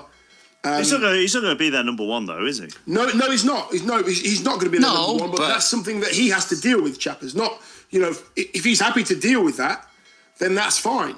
But I just think for Spurs, that is good business. Knowing full well you've got Joe Hart on the bench, that is a good second keeper. And I'm not going to, no disrespect, because I think Burnley's a great club. But this is the second time that we've disrespected Burnley. I'm not disrespecting Burnley because I really like Sean Dyche, the manager. I know, and as a guy, he's a top guy. I've got a few friends that play at Burnley. It's a good club, but if he sat there thinking I ain't going to get a game at Burnley, who top 10, steady away Premier League team, or I can go to Tottenham, who is top 6. Got a chance of maybe getting in Champions League.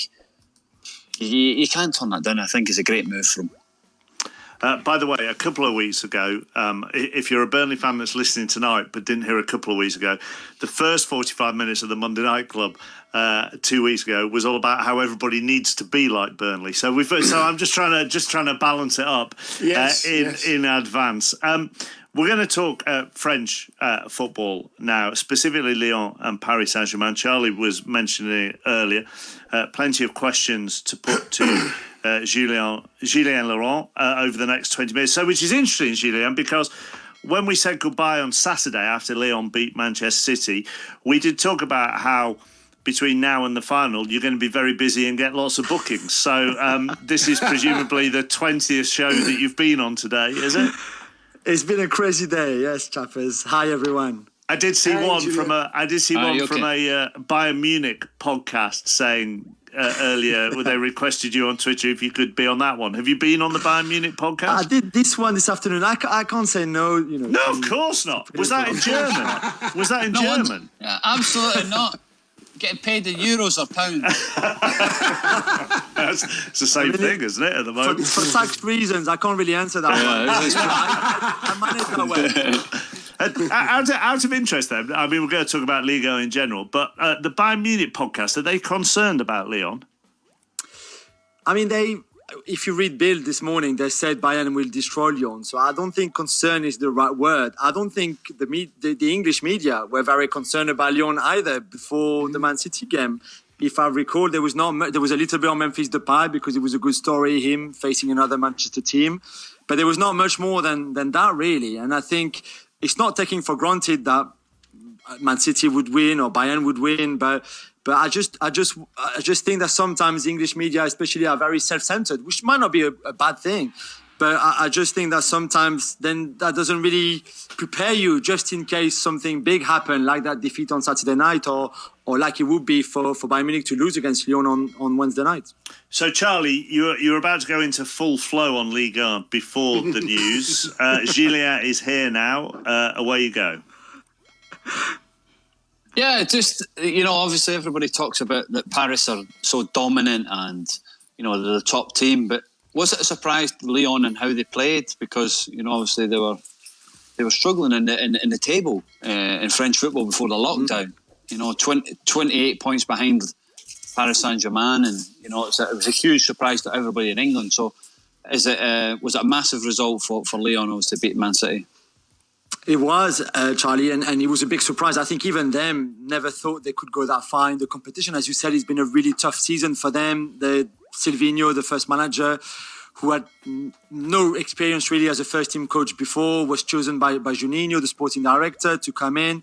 That was a disaster. He was sacked in October, and Lyon usually never sacked the manager during a season.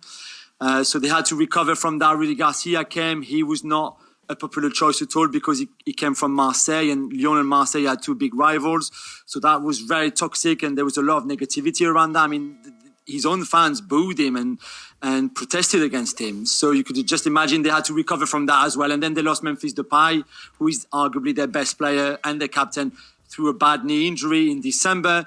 And then you had the lockdown and the confinement, and then they went back playing. And I think what they found is a structure that works for them and a system that works for them, that 3-5-2, that suits a lot of their players and a lot of their talents. They had that team spirit, that togetherness, because they faced so much adversity from the beginning. I think they had to, it's either we sink or we find a way of coming back and recovering and do something interesting. The league was gone already, but had they finished the remaining 10 games of the season, because Ligue 1 didn't restart like the other leagues, maybe they would have finished higher, but we will never know. But then it was only down to the Champions League. And they really had the sort of commando mentality of, okay, let's go and upset the odds, upset Juventus, upset Cristiano Ronaldo first, and then whoever we play next, let's upset them as well. And I think they had no pressure and took nothing for granted, went for it. They have some really, really good youngsters, Obviously, Dembele's the one that I would know in Scotland, played it well at Celtic, scored a lot of goals, and it will be difficult to keep him for next season, will it? Yes, you're right. I mean, he could have gone in January. He could have gone last summer as well. And they said to him, they promised him that if there's a good offer coming in this summer, he will go. What was interesting with Dembele is great striker in Ligue 1, no problem, very efficient, very clinical. In the Champions League, though, he struggled until Saturday night. He had scored no goals in the 8 games that he played before that, against Zenit, against Benfica, against RB Leipzig as well in the group stages, and then against Juventus in the last 16. And he was dropped for the second leg against Juventus in Turin because now they're playing that 3-5-2 formation, and they play very much on the counter, and they admit it, and it's no problem. We play deep, we sit back, and then we hit you on the counter. He's not mobile enough for that. And on the other hand, Karl Toko Ekambi, who's the other option for Garcia, is far more mobile. He's very intelligent in the runs that he makes, as we saw against Juventus and against City on that first goal especially. And that's why Dembele was dropped.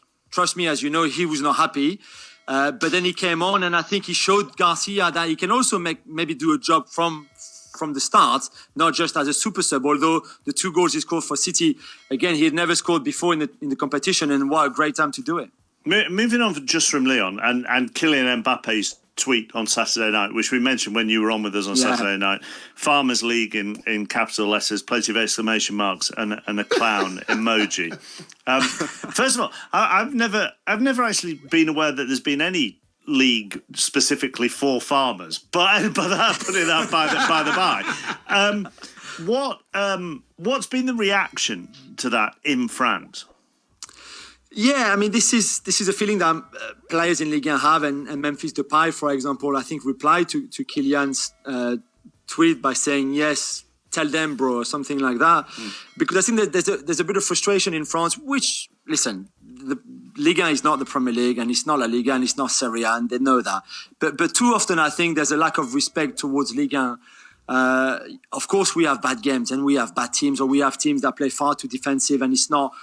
For me, who watch pretty much every single game, it's not always enjoyable. I get that, but you have the same in the Premier League, and you have the same in every other league as well.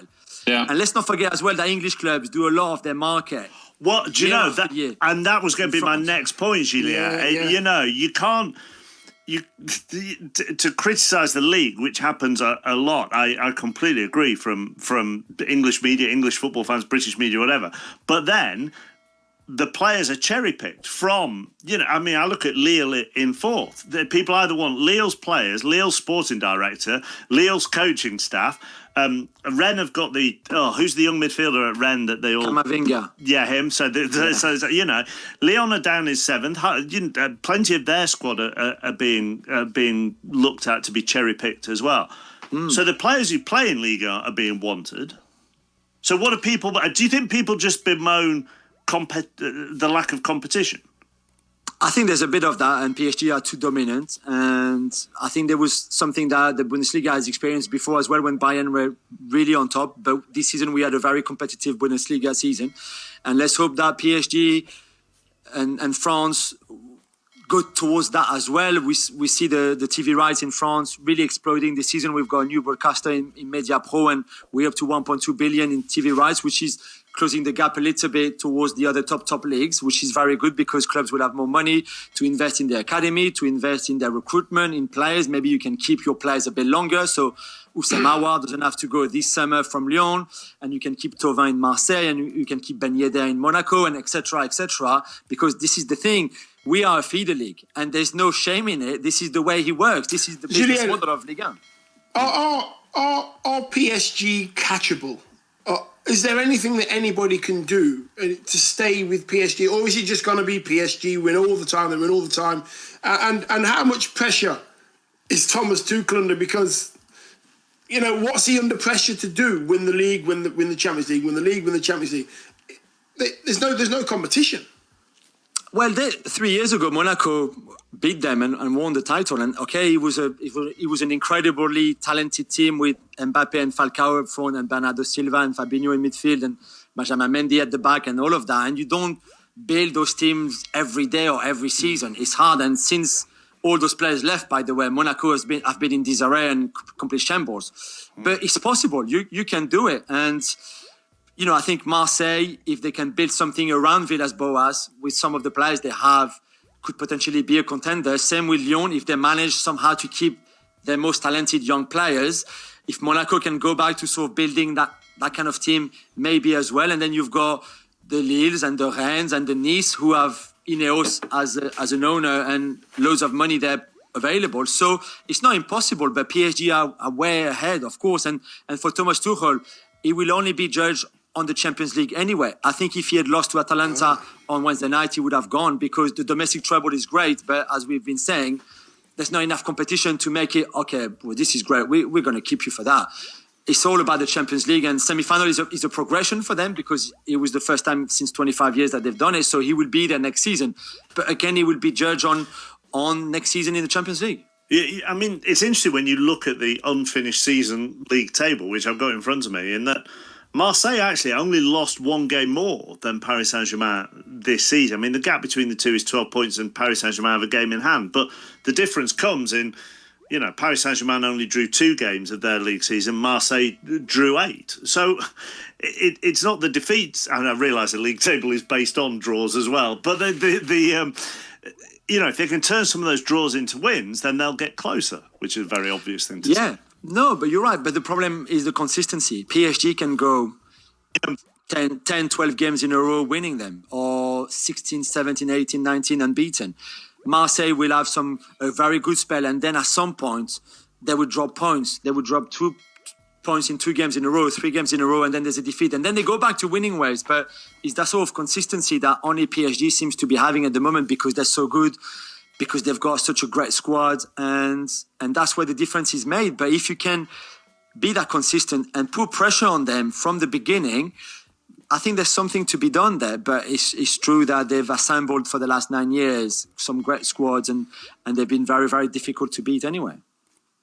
You come in, I just think that if we're going back to, like you say, I think there's a bit of a snobbery towards the French league and the French football of our side of the water, really, that we don't really want to watch it because the PSG are so dominant. But year after year, everybody keeps going to the French market, and even someone like Maximan at Newcastle has come in from nowhere, done unbelievable, and now everybody's talking about him. So it's if you go there and you're a Newcastle, you're a Wolves, you can go and cherry pick not the top players that are available, but below that, and turn them into players, and they're great value.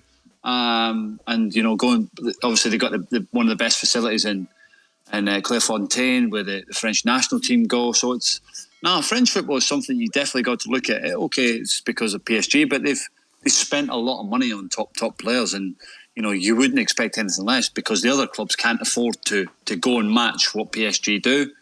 And at the moment PSG are putting the money where their mouth is now, to winning everything because they can afford to go and buy Neymar and Mbappe and things like that. So I think it's good that the two clubs are now starting to do well and for the Champions League and maybe promote French football again. Just a final one on the French football. If Paris Saint-Germain get to the final and lose it to Bayern, I'll go with the 2 favourites. If they lose it to Bayern, is that Tuchel done?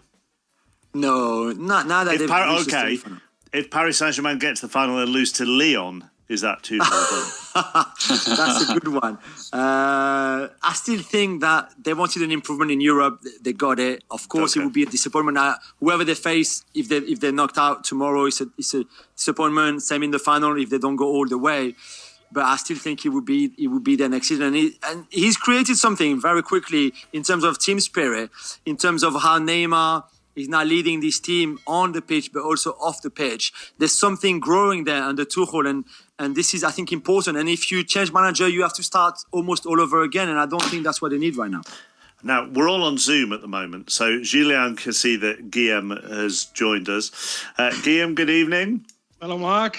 How are you? Yeah, all right. I'm the only Spaniard left in Lisbon. Well, in your tweet after the game on Saturday, talking about VAR and Sterling miss and goalkeeper error, has actually been backed up by Charlie this evening, saying in defending Guardiola. Julien, I don't know whether you're aware of this game. Julien went absolutely berserk on Saturday night. I am. Yeah, I'm aware. We discussed it on Sunday afternoon, for the whole evening. So have you calmed down, Julien? Yeah, I mean, I get Guillaume's point and Charlie's point. Of course, the individual mistakes made by these players are not Pep's fault. I just think that when you set up your team that way, when you are fearing Carl Toko Ekambi, who plays up front for Lyon, I don't think this is a good message. As you said, I don't think you've set up your team to win the game. And I think he made a mistake, and I think he took too long to rectify it. I think the fact that Phil Foden didn't even come on is an aberration to me. And there's a lot of things that he did that I didn't understand. Of course, they could have won the game, and they can play that game another 9 times, and they might win 9 times. But on that night, I think once again, he was not up to the task, and some of those decisions backfired badly.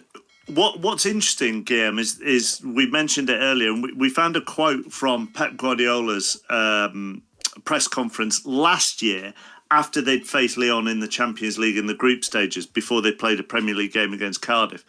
And he talked about Lyon's physicality. He talked about how many problems that Lyon had caused them at the time, the quality of them. They ask so much of us. It's so demanding. We'll have to learn to try and play that game. I have to help the team find a way. I have to find a way to be more solid.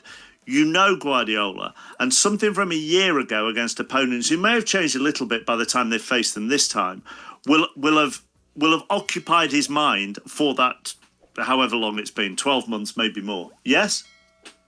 Yes, he was responding with his formation to what Lyon offers, and quite clearly what's important to Manchester City is to start the attacks very well from the goalkeeper onwards. So he felt that two forwards of Lyon had to be faced by three defenders of Manchester City. It would be easier that way, he thought, to actually build from the back, which is, as I'm saying, important to City. Also, by doing that and putting midfielders that are more defensive, if you like, than Bernardo Silva or David Silva, he was thinking of the counter-attack of Lyon to try to stop that as well. Plus, if you got your fullbacks going forward as wing-backs, you try to create superiority where he thought the space was going to be, which was wide, as Lyon, and we saw that, defending very deep, very compact. So there is all that. And certainly the previous experience with Lyon would have helped. But he was responding to something else. And we already discussed this with Jules in the Euroleagues. He was responding to the mistakes of his own team. He's got a team that makes mistakes. So you have to count on them until they disappear. But by the way, they're not disappearing. In fact, against Lyon, out of the last 5 moves, there were 4 mistakes of City and 1 of the referee. It was all mistakes. You know what, Guillaume? He's tweaked so many times, Pep. He's tweaked with certain big games, certain players, certain formations, and got it right. I don't know how the finger can only be pointed at the manager. I don't understand that. And Dion, he himself said, I made a mistake, and everybody hang on to that because he knew that by saying that they will do that. Yeah. Is he thinking he made a mistake? Yes. No, because it's hindsight. It's a wonderful thing. But when you actually prepare a team, you prepare it with the information you've got and the thinking that you've got behind those decisions. And at that point, he felt that that's the thing to do. And to be honest, when you make a big change in your side with something they're not used to, it takes a while for everything to work. And you know what? It took 25 minutes for it to work. And after that, they started playing well. In the second half, they play better than Lyon. And this is not about if and a parallel story. Sterling scores. And we will be talking here about what a genius Pep Guardiola is, because he actually did that thing of playing with 3 at the back. I'll tell you what, the interesting thing about that is the tactical changes that he made in the Bernabeu for the first leg against Real Madrid. And they weren't great, were they, at the start? And you could already sense, and you'd see texts and tweets coming in, you'd already sense, he's overthought it again, he's done this, he's tinkered. And then all of a sudden, they win it. And it's a tactical masterclass. That's the knife edge. That's the knife edge we're talking about, isn't it? I mean, Can we hold on to judging every minute of every game and Absolutely. just wait until 90 minutes? No.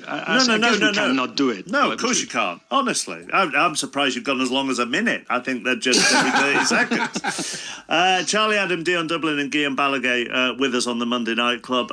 Will celebrate David Silva's career at Manchester City in particular in around 5-6 minutes time. But let's just focus on Barcelona first with Guillaume.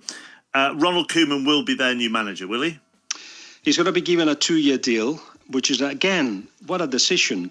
There's going to be elections in March next year. But the new manager, who is going to be Koeman, if there is an agreement with the Dutch Federation, nobody expects that not to happen.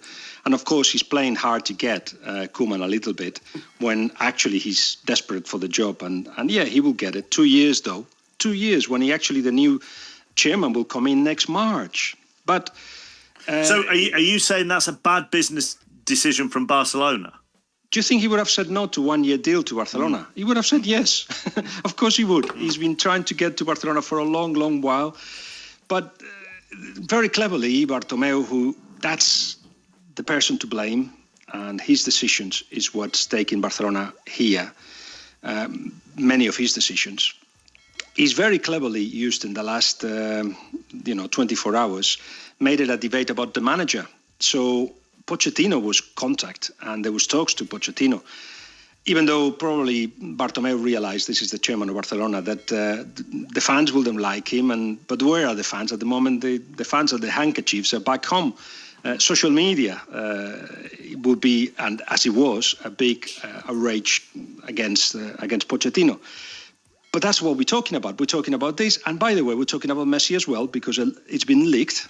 We don't know where from. I've got my suspicion that he would like to leave now. Messi would like to leave now, even though he's got a year left in his contract. So we're talking Messi and his future. We're talking the manager, Pochettino or Koeman. And we're not talking about the real issue here. A club that's in disarray, with a debt that some calculate could be 700 million euros, unable to actually move on because they spend 70% of their income into wages for the first team, and just really that have got no clear idea where to go next, partly because they cannot get rid of these guys, but partly because there's no vision. Guillaume, there's a very good midfield player right there, Charlie, and there's an old has-been centre forward. We won't charge too much. We won't take too much of the budget. Too late. As long as we can get, we may get one of these shirts that he's wearing as well. I'll have one of that. The weather looks. It's a flowery one. The weather's definitely better where you are than it is where we are.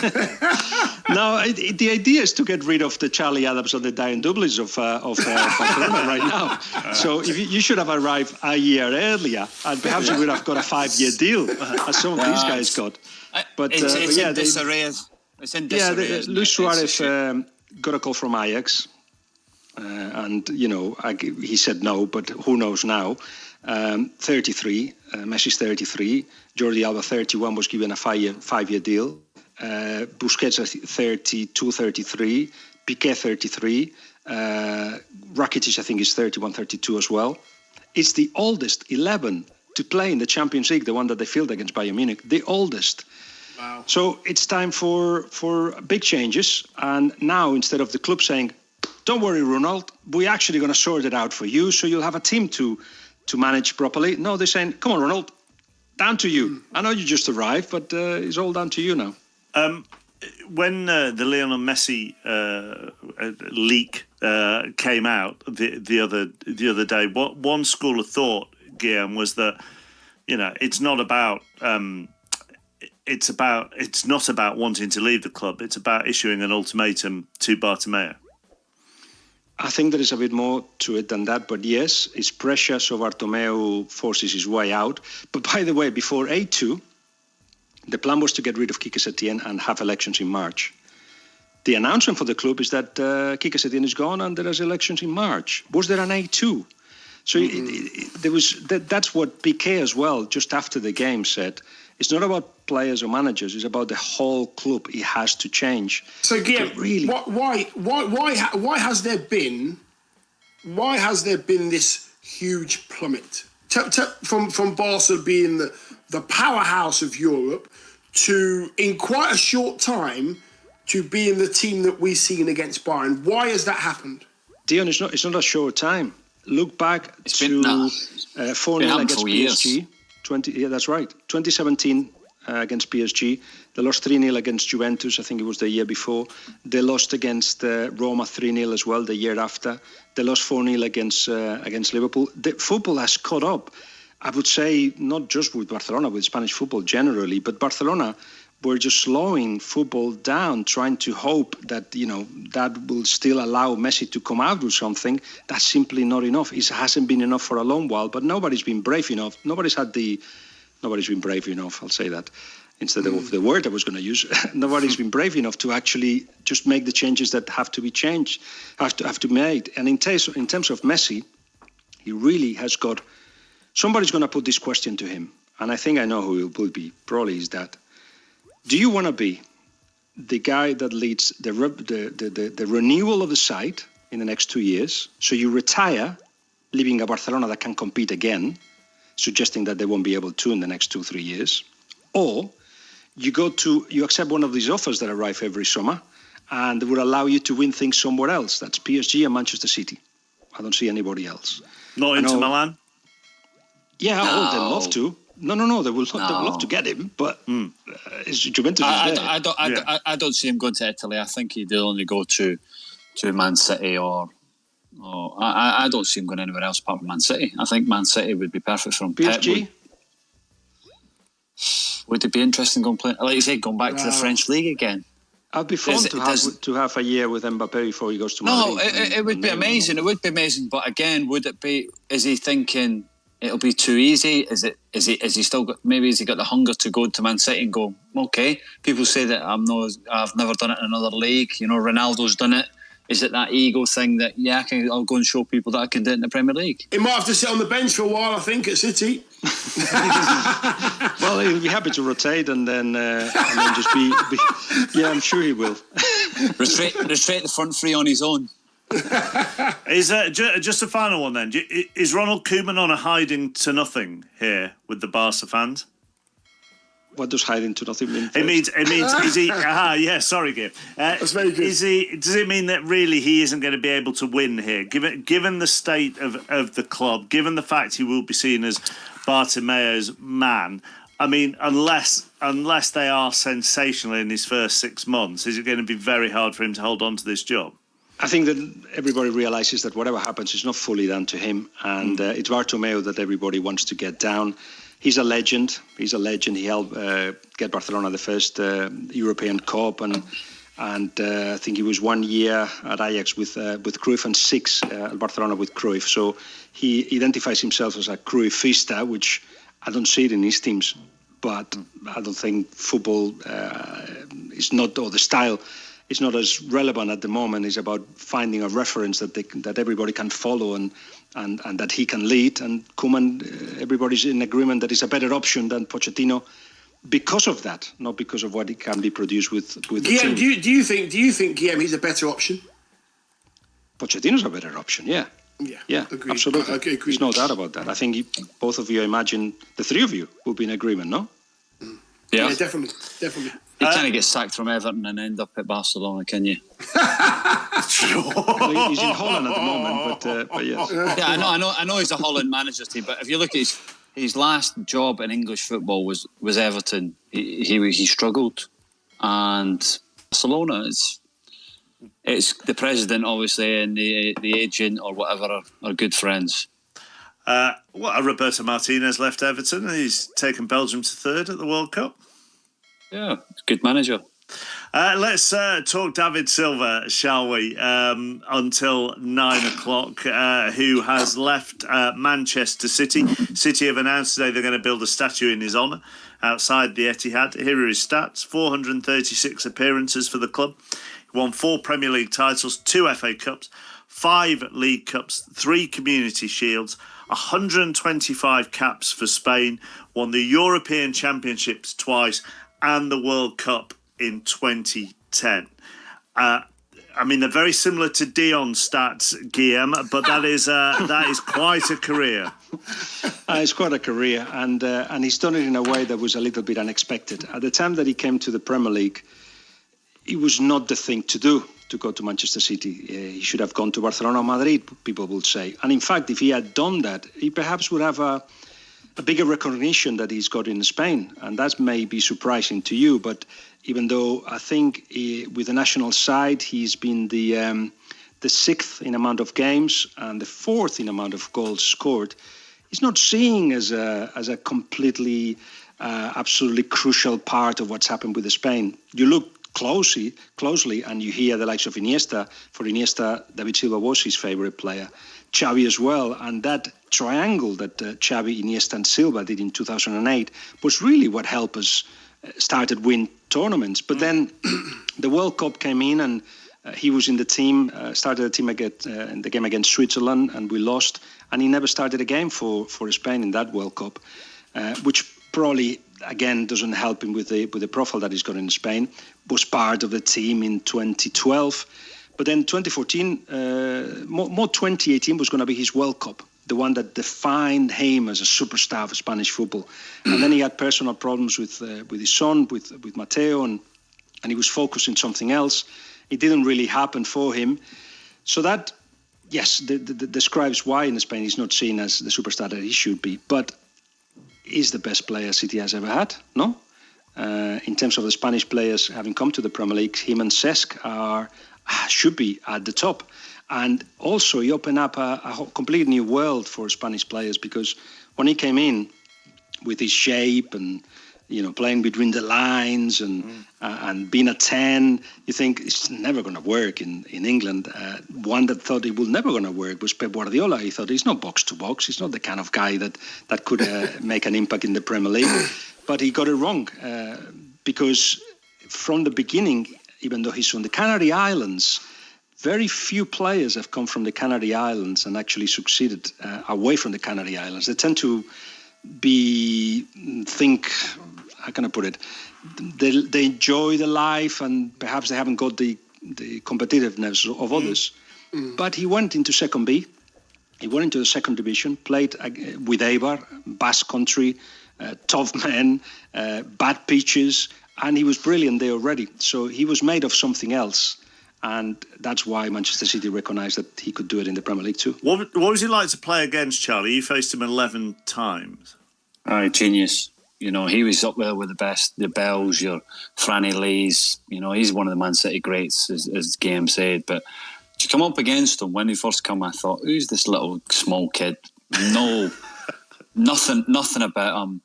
And all of a sudden, I played against him at Blackpool for the first goal he scored, and he bent this one round me in the bottom corner, and he just, you know, he's just unbelievable. You never see the best players, you know, because the hustle and bustle of the Premier League, it's so dynamic, it's so powerful. You never ever see anybody really actually get close to him and give him a proper, you know, tackle or a proper kick. He's that clever. He was so clever, want to get between the lines, but, you know, coming against him was very difficult. But Game might know him as well, better than me, but what a guy. A great guy off the pitch. You know, I was fortunate enough to meet him a couple of times, and even when I played against him, he'd always want to talk to you, because obviously I was with Pepe. I knew him when I was at Liverpool, and I met him a couple of times through Pepe, and no matter what, he'd always come and shake your hand and ask you how you are, and just a top guy as well, you know. But on the field, the fact that people couldn't get near him, was that because of his movement,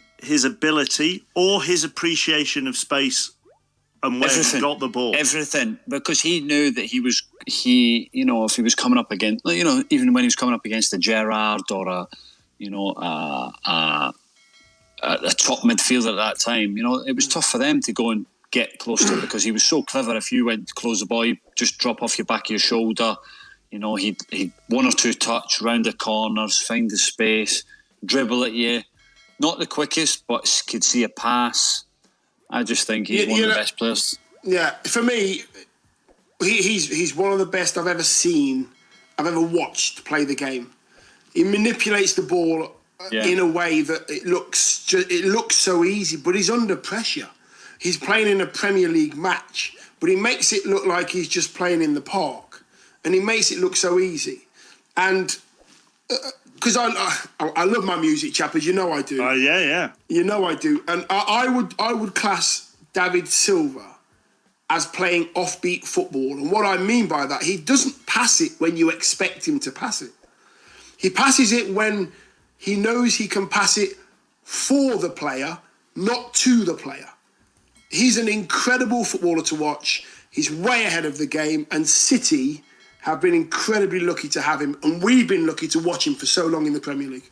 Also, he does the most difficult thing for a footballer, and correct me if I'm wrong, to be in a position close to goal when you're surrounded by defenders that are keeping an eye on you, to have the right body language, body shape, to actually receive the ball and make a decision at that point, and to make more good decisions than bad decisions when the space is just limited. A master of the small pockets of a space that is so difficult to find these days, by the way. because it is. And Guillaume, you're absolutely spot on. That's the thing. Decision making, when to take it in or when to go. Okay, I know he's coming. I'll just play that round the corner first time and go and get it again. But that's what separates the great players from the good players, and the good players to the okay players and to the bad players. The decision making. That's why I got kicked so much, Charlie. I think. Yeah, it's his decision making. He always 98% of the time he made the right decision in the game, and that's why he was such a great player. And you know, it's a shame to see him leave the Premier League. It's just interesting to see where he goes now. He'd get a good tune, would he, out of that box thing you invented, Dion? Right, Chavez, move on. Let's hear from Juan Mata, a teammate for Valencia and Spain, and of course most recently a rival in Manchester. A legend of Manchester City, of the Premier League, of Valencia and the Spanish national team. It was a joy to play with him. We understood each other very well in the pitch, and it was very difficult to play against him because, of course, he's an outstanding player. I have to say well done to David for everything he has done in the Premier League. He was a big help for every Spanish player that came to the English League after him, because he opened the door for many of us. And I want to congratulate him for his career so far. I'm sure that he will keep playing at his best level, because when you have such quality, you don't age and you only have more experience. And the way he understands the game, the way he plays with his left foot and his brain is unbelievable. It's a joy also to watch him play. And I hope that he keeps playing football for many, many years, because he is great for our sport and he's still an unbelievable player. Juan Mata there. You've already touched on it, Guillaume, but Mata's point about opening the door for other Spaniards to come and play here, you sort of think of the you know, this cosmopolitan Premier League and all these nations here, but I suppose every country needs the trailblazer first of all, so that the players that follow think, oh, actually, okay, we can do it over there. Yeah, it was 2010 though. So when we won the World Cup, it was relatively easy for a Premier League team to actually go and pick players in Spain. But it wasn't an automatic choice to go for that kind of player, as we said earlier.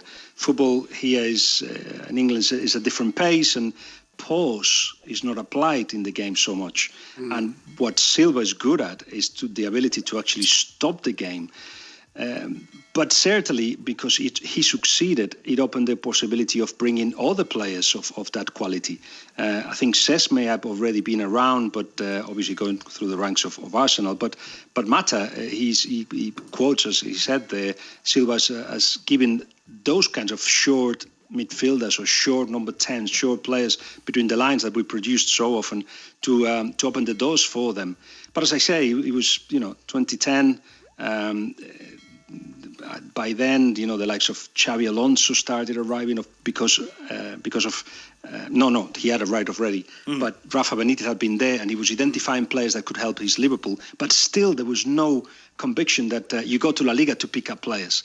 Until I think with Silva succeeding, it's like, right, they don't, these kind of midfielders that they produce, they could also be useful to us. I think the Premier League, and Guillaume, you've watched it for years, Charlie and I played in it for years, midfield players had to do everything. You had to run, you had to tackle, you had to go box to box, you had to do everything. And now we are having different kinds of midfield players to do different jobs. He's slotted into that job of keeping things ticking over in a football team and creating things better than anybody I've ever seen in that position that he plays, which is wherever he wants to work. Is incredible. But he needs as well to be in the perfect team to do that, a dominating team. So if he had gone to teams, Stoke, up and down, you would have missed all these qualities. But in a team like... No, if he played with me, I would have just... I'm just waiting for something like that. Do you know what I mean? Know your players. Get your good players on the ball.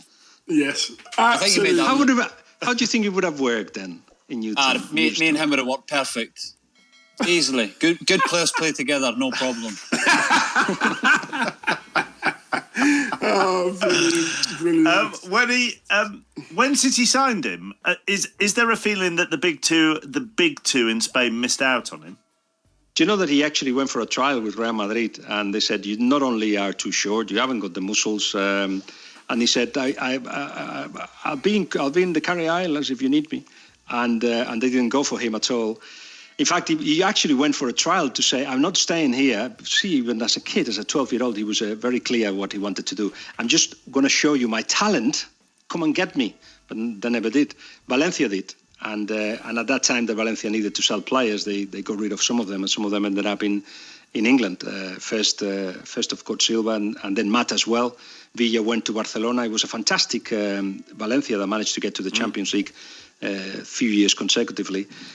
And yeah, once he got here, it was, as I say, he was just in the hands of the right coach and the right club. Guillem, where will he want to be? Where will he want to be playing his football? Where would he want to close out his career? I tell you what I know from today. Oh, yes, here we go, chappers, here we go. Because Lazio gave him an ultimatum. He wanted an answer by tonight, I think it was. And he's not in a rush to decide anything. Was it 5 o'clock or something like that? Something like that. And he's not in a rush because he can decide next what he wants to do. So I spoke to, I went like, right, will it be MLS? Will it be the Premier League? No, not the Premier League. Will it be the... And then I thought, no, Las Palmas. He wants to go back home.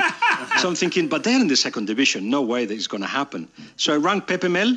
You remember him from West Brom? Mel. Yeah. He's the manager of Las Palmas. I said, Pepe, David Silva. Well, we're trying to convince him. No, are you? and they are. They are. She said, how are you going to do that?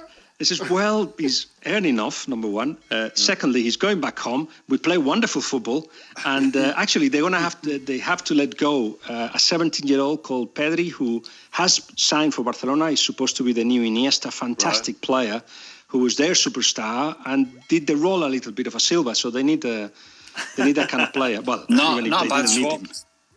Not a bad swap, exactly. Lazio's dead in the water then, is it? No, at the moment, I don't understand why you would... I mean, I know you have to plan for next season and so on and so forth, but, I mean, surely you can make exceptions, can't you? Maybe because they weren't that convinced that he was convinced. So it's a way of saying, we've tried you, but okay, if you not want to... But, you know, he'll have offers from everywhere. MLS, I know for a while that they've been trying to convince him, and now it's whatever he wants to do. Yeah, all over the world.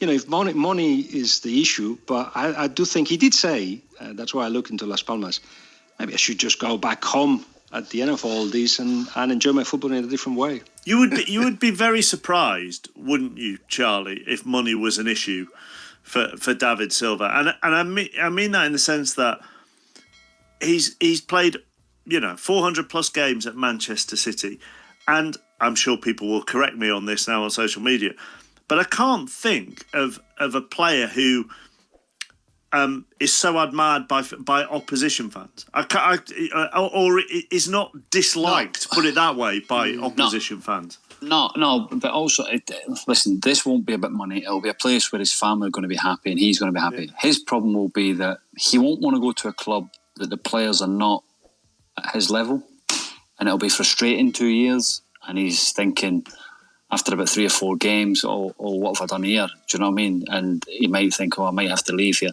He wants to go to a club where he still wants to be one of the best players. You know, he still feels a project where he can go and help maybe younger players learning the game or something like that, and still participate in trying to be successful. When you've been successful for 10 years at Man City, you still have that hunger inside your stomach to want to be the best, still want to win trophies. So, you know, I don't definitely not the money, and I think the Las Palmas thing would be very, very strange to see, because it would be tough for him to go to that level. But you know, listen, you never know if his wife and baby want to go home. Apologies, Charlie. Guillem, will he want to stay in the game? I was wondering that, as Charlie was talking about wanting to still enjoy the last years, what happens after? And to be honest, I think one side that he hasn't enjoyed at all or aimed to be part of is the show business related to it. talking to him in an interview is like getting a tooth out. It's really not. He doesn't enjoy it. I don't enjoy it. And then once the camera goes off, he's talkative and he's friendly again. He doesn't like that at all. He's done very rare interviews. There was a really good one with Gary Lineker, wasn't it, on TV not so long ago?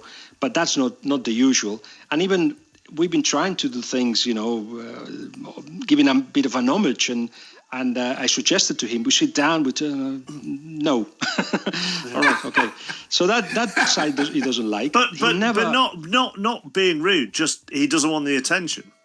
He doesn't need it. No, doesn't need to leave with it. Yeah. And there was a thing that it's also very telling. Out of all the Spaniards that have come to the Premier League, you keep an eye on whatever is happening back in Spain, and if they've seen what you're doing, and if you're in the papers enough, so people talk about you, and perhaps you go to one of these big clubs that you want to go to in Spain. And out of all the Spaniards that have been in the Premier League that I've known, and most of them, he just never cared. He just didn't care. When there was, AS or Marca will have sometimes David Silva to Real Madrid, and it will never be true because he just was happy where he was and never fed those rumours at all. Didn't want to be part of that. So, answering your question, perhaps he doesn't want to be part of football anymore. I don't see him as a coach. Do you? Fernandinho's tweeted in the last 50 minutes or so, it was an honour to play alongside such a great player, an incredible person. Good luck on your next journey. God bless you and your family. Paul, a City fan. David Silva will always be a City great, and as fans we put him alongside Colin Bell. That says it all. DT, and this is my point about how opposition fans see David. I mean, I can't think of any set of fans who have a chant to get at David Silva. You can think of a lot of. I mean, opposition fans would have had a chant at you, Charlie, wouldn't they? I'm guessing. Oh yeah, no problem. Still no. Anyhow, DT says we got our season tickets at Anfield in 2011. Over that period, David Silva is, and then in capital letters, without doubt, consistently the best opposition player I've seen there. Always, in capital letters, 5 to 10 yards of space. Is there anything from David Silva saying, I wish I'd have played with Charlie at Stoke? No, I haven't. Nothing on. Keep scrolling. Nothing on social media about that at all. Is there any way that I don't mean he was fortunate, but actually City's recruitment to bring in Aguero and company and Yaya Toure and David Silva all in that same sort of period, they've all benefited from each other in that way? Because those four, Guillaume, are the totemic figures of City. I think you've got to put Zabaleta into that as well. Okay. He definitely got to go into that. I think that 5 or 6 players have been astronomical in what they've achieved at that club and built the club to where it is now. They filtered through. There's been others, many, many more, that haven't been able to maintain that level of competitiveness and that level of quality and consistency. So that's why we're thinking of them as the one that have represented an era of Manchester City's wonderful leagues with Manchester City Silva. And I think that's important. They show these players that you're talking about, they are elite players right at the top of the game, and with that hunger that allows teams to progress. I mean, you must have heard the story of Rob Green when he was on goal for Christopher Rangers, and they were losing 6-0 and still half an hour to go. And Rob Green decided that he had an idea. He'll talk to Silva. This is City beating Christopher Rangers 6-0. And he goes, Silva, you've won the game. Will you stop? And Silva, with half a smile that could mean absolutely anything, said to him, I'm sorry, my friend. Impossible.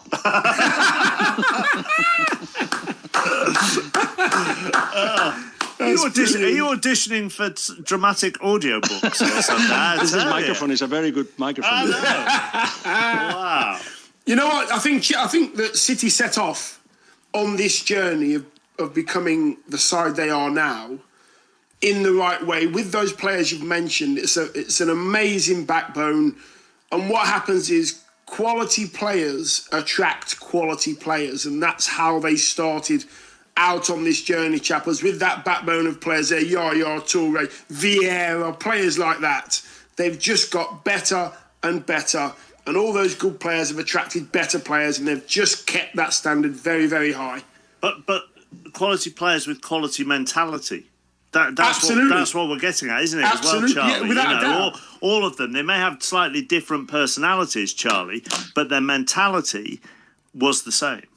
Yeah, win, and that's the same. That's how they are, and they just. If you go back, it was an interesting one for someone like Mancini. We talk about the rough and tumble of the Premier League and how Mancini set his team up and how aggressive he was and how he did, and he brought this young guy in from Valencia for £24 million and just cruised through the next 10 years of the Premier League and is phenomenal and was untouchable at times, And deserves his statue, Guillaume, finally. You can argue, yes, of course, best player of City, but the fact that they're actually doing it is fantastic. We're talking about kicking out. We started talking about kicking out Luis Suarez and maybe Messi leaving Barcelona, and that's how some of the stars, Maradona, Schuster, Rivaldo, have left Barcelona. In here, you put a statue. Well done, City. Well done, English football. Guillaume, thank you for being on. Charlie, Dion, thank you for the last couple of hours of this evening's Monday Night Club. As I say, if you miss any of it, you can listen to the whole thing again via the BBC Sounds app, and there'll be a shortened version via the Football Daily podcast, which we will release a little bit later on. Rugby Union Weekly here from 10 o'clock on 5 Live Sport. Toughers and Vaughan on the way to discuss the rather shambolic second test at the Ageas Bowl. Phil Tufnell and Marcus Trescothick will join me. It's 9 o'clock and the news is next here on BBC Radio 5 Live. On digital, BBC.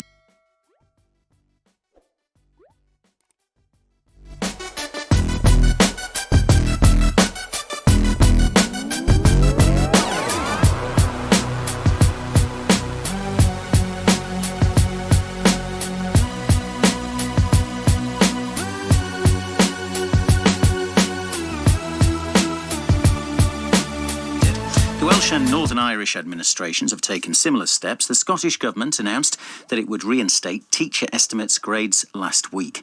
Jerry Cameron is the president of the National Association of Head Teachers in Northern Ireland. We did warn that any trust that was put into an algorithm that we couldn't see that was ever going to be able to accommodate the breadth of variation that there is in examinations at A-level was very risky, and we've been proven correct.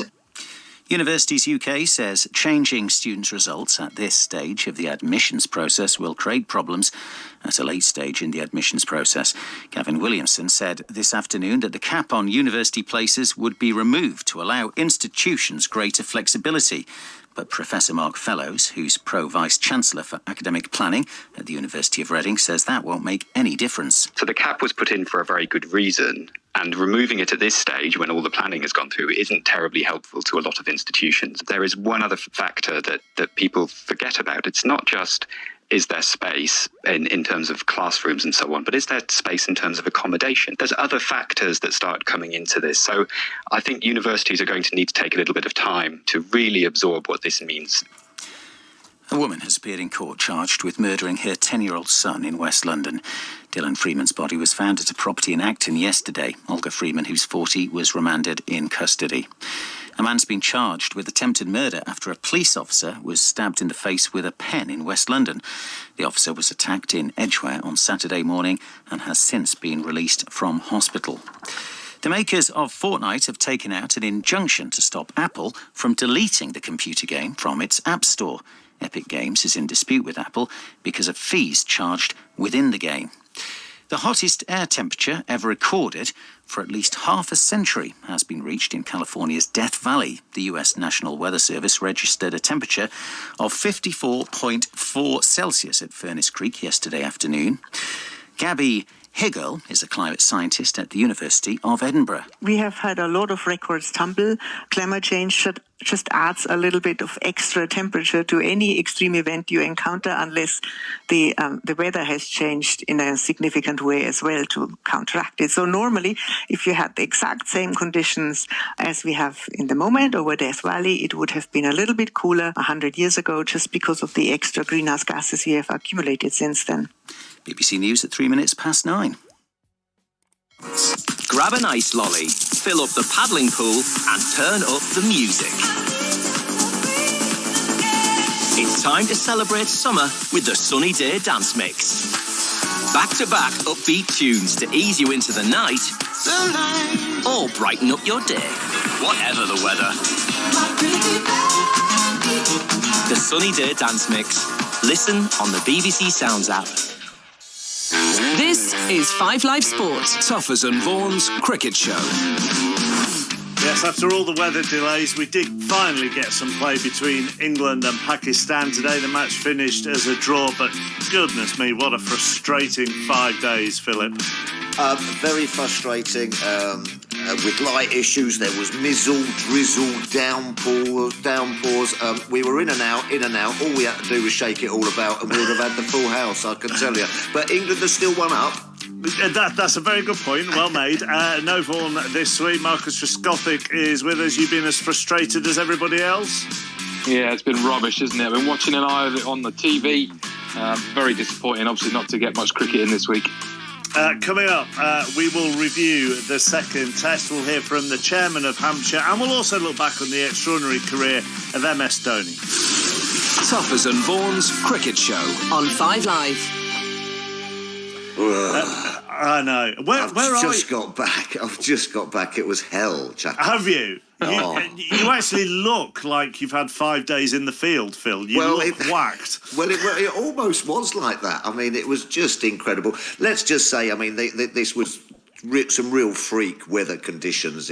I don't think I've ever seen a game where, like, just a duvet of greyness just sat over a game and the ground for just 5 days and didn't move until the last 2 hours on day 5. So we won't get, we won't say that this is the norm. But I mean, crikey, O'Reilly. I mean, the light, was it the light? Was it too wet? Wasn't it too wet? And most of the evenings, the sun came out and we were playing cricket on the concourse and we could see perfectly well. Yeah, I mean, as I heard them say on TMS at one point today, more cricket was played on the concourse, it felt like, during this test than actually out on the field. And also, you know, as I've pointed out a few times, having listened to a lot of the discussion on TMS during the first test, 4 of the 5 days at the Ageas Bowl, it was beautiful and sunny here in Manchester. And I sometimes feel that balance needs to be... I don't believe that for 1 minute. Come on, Marcus, you know, it's always cracking the flags in the north. Come on. Marcus, can I just ask you... Marcus, can I just ask you something? Are you doing this from your bed? Are you in bed? Yeah, I'm sat on my bed in my hotel room in Birmingham, mate. Oh, yeah.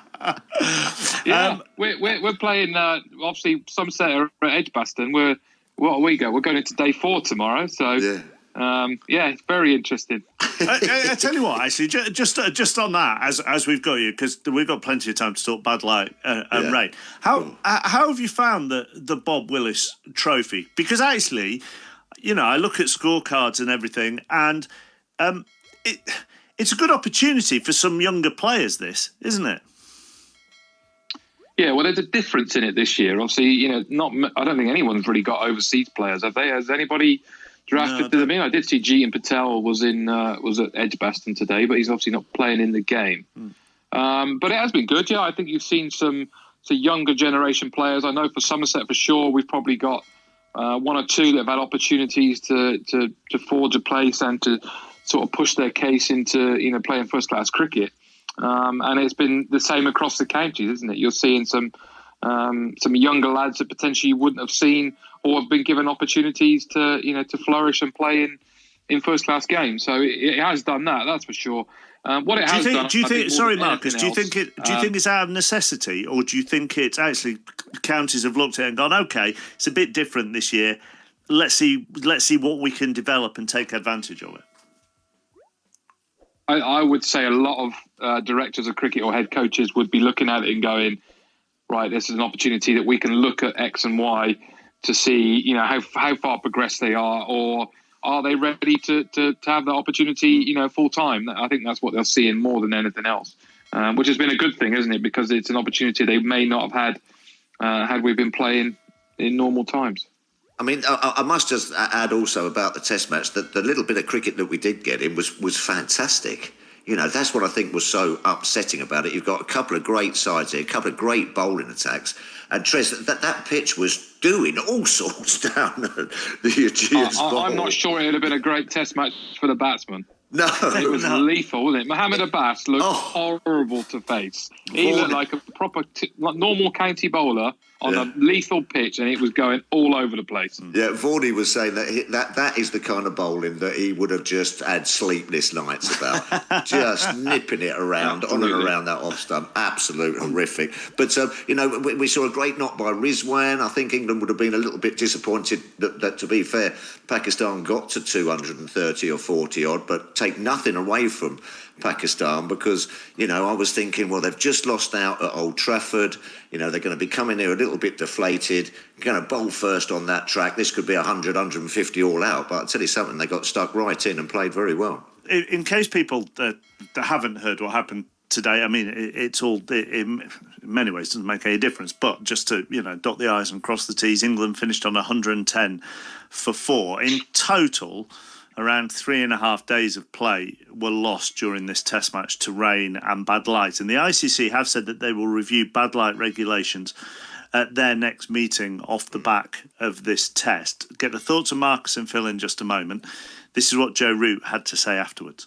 There's so many different ways you could look at it. I think with the balls, if the Test Championship used the same ball everywhere, that would make that easier in terms of changing it around, I think. Okay, yeah. I think the Duke ball, for example, is a lot darker than the Kookaburra ball, naturally. Maybe like a very light red ball. And I think the standard of floodlights have got to be right there, of a minimum standard, if you like. Yeah. But I think as much as we can, we've got to protect the game as it is. I don't want to change it too much. You don't want to drastically change the conditions because of potentially only an hour's bad light in a 5-day game. You know, this has been a very extreme this week, where you're not going to see many games like this. Where the other thing as well, maybe starting earlier, starting at 10:30 if we lose some play. One here too. Yeah, exactly. Yeah. That's a possibility to look at in the future. It's something that happens elsewhere in the world, and it doesn't happen here. Is there a danger, do you think, Phil? I'll come to you first of all, in overreacting a little bit in all of this, in that you had freakish weather conditions in what is obviously a freakish era for sport in this country? Yeah, just quickly as well, sorry, that the 110 for 4 is the lowest amount of runs that England have ever declared for. Just throw that in. We had such long days, we were looking at all sorts of Spent a lot of time with Andy Zaltzman, have you, this week? Yeah. Now, yes, and I agree with Joe there a little bit, but let's be honest here. You know, cricket has moved on so much, even in my lifetime. You know, we've had, white balls, pink balls, red balls, DRS, different sort of formats, the hundreds coming along as well. But the bad light issue seems to just go nowhere. You know what I mean? And I think it now needs to be addressed, and especially in this era, and especially with all the COVID things in place, people just want to see some people playing cricket. We don't want to, be dangerous or anything like that, or cause any problems for players or put their sort of health and safety at risk.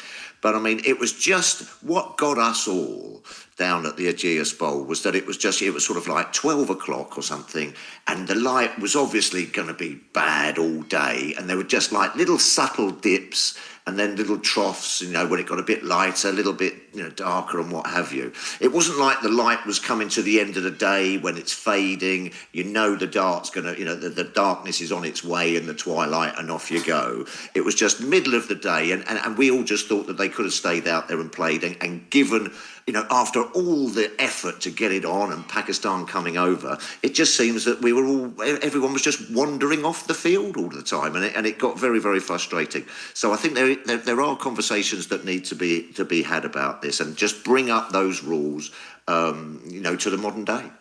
Yeah, I think there's two parts to this which are really quite important, and Joe Root makes a really important point when he talks about the quality of the lights, and that with this day and age, we're now seeing LED lights. So LED lights at Taunton are as the best I've seen on a cricket ground in England. And obviously I'm biased because it's my home ground and obviously played there for a long period of time. But that is the quality that we need to get of the lights across the ground, across the grounds, across the country. If we get that, then I think we can definitely expect that there's going to be a big improvement in the quality of light when it gets dark. I'm just thinking back a few years ago, and I was on a tour when we went to New Zealand, and I think the regs were changed after that. The regulations changed because we had bad light over the course of a day, and then we ended up playing a test match through till about 7:30 in the evening, and it was pitch black. So I remember there was a shot, I can't remember who it was, someone whacked one into the deep, and Usman anyway, was on the boundary looking up in the sky and couldn't see the ball because you got a red ball against a black sky, and that got to a ridiculous point where that was a proper day-night game. And I think after that sort of point, the regulations changed. So when the shadows sort of took over, you had to come off.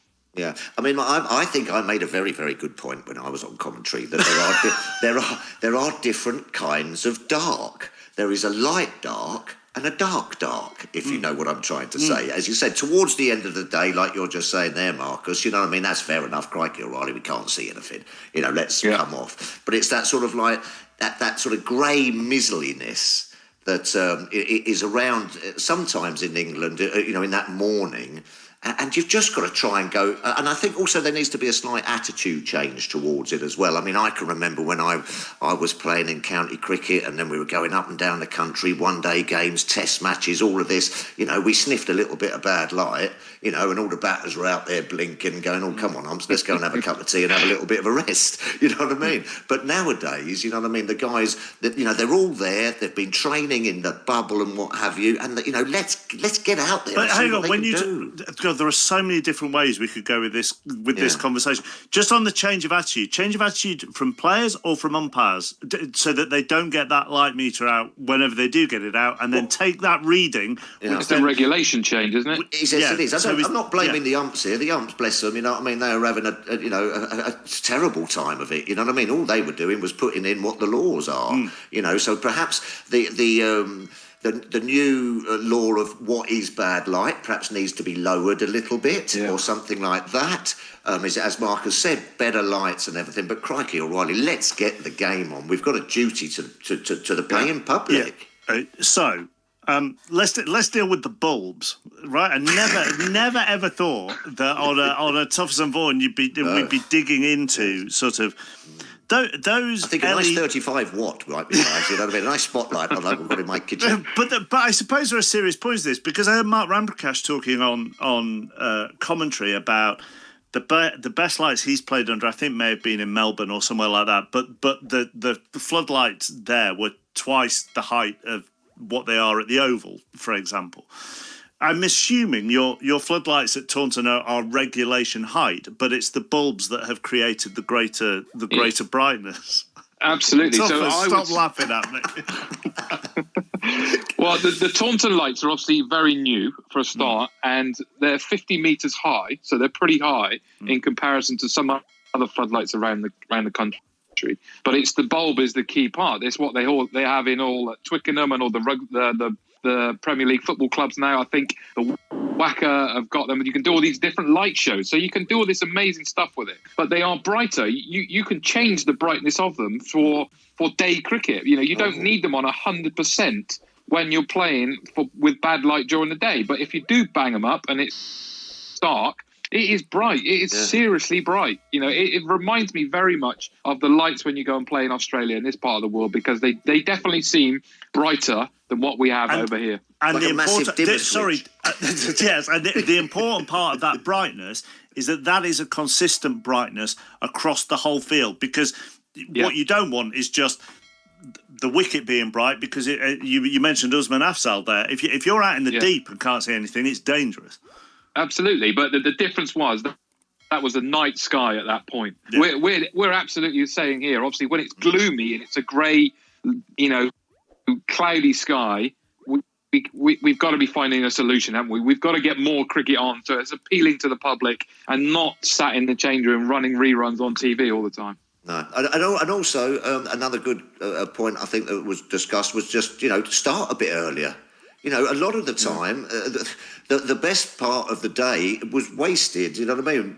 because it didn't fit into the right time to start or the right time to finish. So okay, but if you talk consistency and maybe the differing conditions that you might get in England, even if you start at 10 compared to starting at 11, that's what I'm saying though. Well, do you start every day at 10, or do you start at 11 and then I feel like if you're struggling a bit likewise, do you start at 10 the following day? This is the sort of a change of mindset that I'm trying to say. You know what I mean? Test cricket is all about, we've got to be fair. We've got to be fair. Crikey, sometimes you go out the ball and there's cloud cover and it's swinging around. You come back the next day and it's bright sunshine and it's as flat as a pancake. You know what I mean? I think that it's got to be a slight change of mindset that, okay, you know, in English conditions, you're going to get the rough end of the stick sometimes. You might have to start earlier in conditions that don't suit or something like that. But then hopefully it's going to be swings and roundabouts. So I think it's more the change of mindset of let's just get out there and play. And I know all these guys have got careers to think about and, you know, wins and losses, and captains don't want to get beaten in series and everything. But I think that's got to be put to one side a little bit and just get the game on. Do you think there is a mindset in cricket, Marcus, then, that sometimes you don't accept, there is a reluctance to accept the luck of the draw sometimes? I look at golf when I cover golf, and I find I find the golfers really so relaxed about accepting, look, if they get the worst of conditions because they're in the wrong half of the draw and going out morning one day and afternoon the next, as opposed to the other way around, that's just the way it goes sometimes. Yeah, I think maybe we've been brought up in the way that, you know, we just want it fair and right and playable and match fit for every day, don't we? I don't think it's ever really been discussed to go, right, okay, you're going to have to suck it up now and again. But we do in occasions, you know, when you go to Headingley and you win the toss and, you know, the sun's coming out at 12 o'clock, you're going to go into bat and it's going to be gloomy to start with. But, you know, little things like that, you just get attuned to it. We're very much attuned at the moment is to say, right, well, this is wrong, this is wrong, this is wrong. Let's not play until it's fair and it's right that we can all think that it's good for everybody. Yeah, and I'm not having a go at the umpires. I'm not having a go at the players here or the ground staffs or anything. I just think that needs to be some changes with lights and what have you, but then also just sort of a bit of legislation just to say, you know, at any possible time, crikey, we don't want people slipping over and doing cruciates and things like that. No, there's got to be that health and safety there, and we understand that. But it just something needs to be done. There needs to be a conversation had, and quickly, for my mind. We're going to talk to Rob Bransgrove in just a moment. He's listening to this conversation, but just a couple of things on the specifics of batting in bad light, Marcus. Yes. First of all, Joe Root's point there about a Duke's ball being a darker red than a Kookaburra. How much actual difference do you think that would make in bad light? I don't know. I'm not sure on the answer on that. You know, there is a difference between the Kookaburra ball. It's a juicier red compared to a darker maroon almost of a Duke. And it, you know, more often than not, when you go pick a ball, you know, everybody picks a dark one as much as possible. They think that whether it seams a bit more or swings a bit more. They're not really sure, but it seems to be the trend, and that's what people go for. I think there is something in it. Whether it's enough that we can consider that bad light on that, I don't know. I think you'd need to test it and get players to try it out and see what the difference is. The pink ball? Oh, yeah. Well, there's another contention altogether, isn't it? I don't know with the pink ball. I've never played with a pink ball, so I don't really know. But you're getting into different games of cricket almost. Day-night cricket completely, aren't you? Yeah, I mean, perhaps the manufacturers need to, find the best colour or what have you. You could swap balls. I mean, that would become a little bit chaotic and what have you. If you want to have, regular kind of cricket, it's got to be all around the world and sort of universal. So, listen, it might just start a conversation. I think that's what we're trying to say here. That was a one-off. The weather was freakish down there. But, it was very, very frustrating. And also, both Stuart Broad and Zach Crawley said during the game that the bad light was dangerous. Yeah. Do you think sometimes, Marcus, spectators and maybe some in the media, even those who have played before, get a bit complacent about bad light because they're not the ones standing at the end of the wicket about to face someone who's going to wang it down at 90 miles an hour. Yeah, I guess we do, because I think once you've finished playing the game, you want to see the cricket as much as anybody else, don't you? It's like, we appreciate that, it's a spectator sport and people pay a lot of money to watch it. And I think we do. We want to get it on. We want to show the game to the world. And it just seems when you're sat on the other side of the fence, it seems a lot more stupid to think, why are we not playing in this? But as a player, you do sometimes go, right, it's actually trickier than you think. When someone's bowling really quick, or it's the conditions are quite hard work. Well, there you go. I mean, I was reading in the papers, crikey O'Reilly, it could have been in Barbados with not a cloud in the sky when I walked out of bat to face Curtly Ambrose, and that was dangerous. So I think this is another thing that needs to be sort of addressed as well. What is dangerous? Would you say that England attack was dangerous, you know what I mean? And everyone's got helmets on, everyone's got chest pads on, gloves. I mean, what is the danger? We don't want anyone to get one in the railings, and be carted off, because we are playing a dangerous game, let's be fair. But, with protection and things like that, or when I was playing, and bad light came along, we always used to stick the spinners on. You know what I mean? And that was sort of, perhaps you have to then play spin bowling or put a medium pacer on or something, just to keep everyone out there. But we're not going to go back to that, Tuffers, are we? Not going to go back to that point where you think, bad light comes around, the skipper has to put the spinner on if we want to keep the game out there, surely. Well, no, but I'm just saying it's just conversation that you're throwing in there. What is the best way of trying to do it? That's what I'm just trying to say. If it's not technology, it's just sort of like I don't know. I take your point, Tuffers, that it is a dangerous sport, and you batting it, as you say, against Curtly Ambrose in bright sunshine. Or short leg. Short leg is dangerous. But I suppose the danger comes from, well, if you can't see the ball properly, Marcus. I mean, at least theoretically, Phil, you ought to have been able to see the ball properly when facing Curtly Ambrose. Yeah. Well, do you think? Well, let me just. Of course, yes, I'm correct, and he never got me. But then, Marcus, do you think that then there should be a relook at the levels that we're coming off at? I mean, you must have played in some sort of...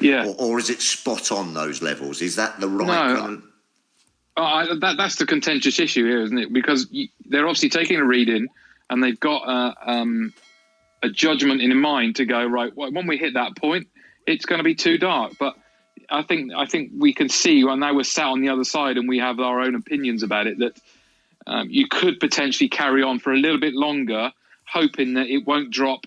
Instead of having it at one level, we're going to come to a new level where we think it's too dark at that point. And that's going to be the key bit, isn't it? Trying to work out what that level, that safe level is for everybody. Because you're right in saying we don't want anyone to get hurt. Of course we don't. That's the last thing we want to see on the box, seeing someone get pinned and it really affecting a game because we've altered it in that way. But where we stand currently, it's been okay. When we've been through those sort of light periods, it's still been okay, and batters have still seen the ball, slips have still been able to catch it, and it's still been okay, hasn't it? Yeah, and that's the thing that kind of then frustrates everyone again. He's like, Rizwan was batting, you know what I mean? And they were looking at the light meters. He comes down the wicket to Stuart Broad, bowling at 86 miles an hour, and smashes him straight back over his head. And everyone turns around, the lights are on. He's obviously seeing it all right. Why are we then coming off? So all these kind of things, I think that a lot of the things that frustrate the general public. And presumably frustrated Rod Bransgrove, the Hampshire chairman, who obviously was watching. Evening, Rod. Hi guys, how are you doing? Yeah, we're very good, thank you. Rod. I mean, as you will have heard from quite a lot of this discussion, it's not the most simple subject to solve, really. It's not. It's a very complex issue, and I've heard some of the suggestions there. In fact, I thought I heard somebody that sounded a little bit like Phil Tufnell saying he wanted to start earlier.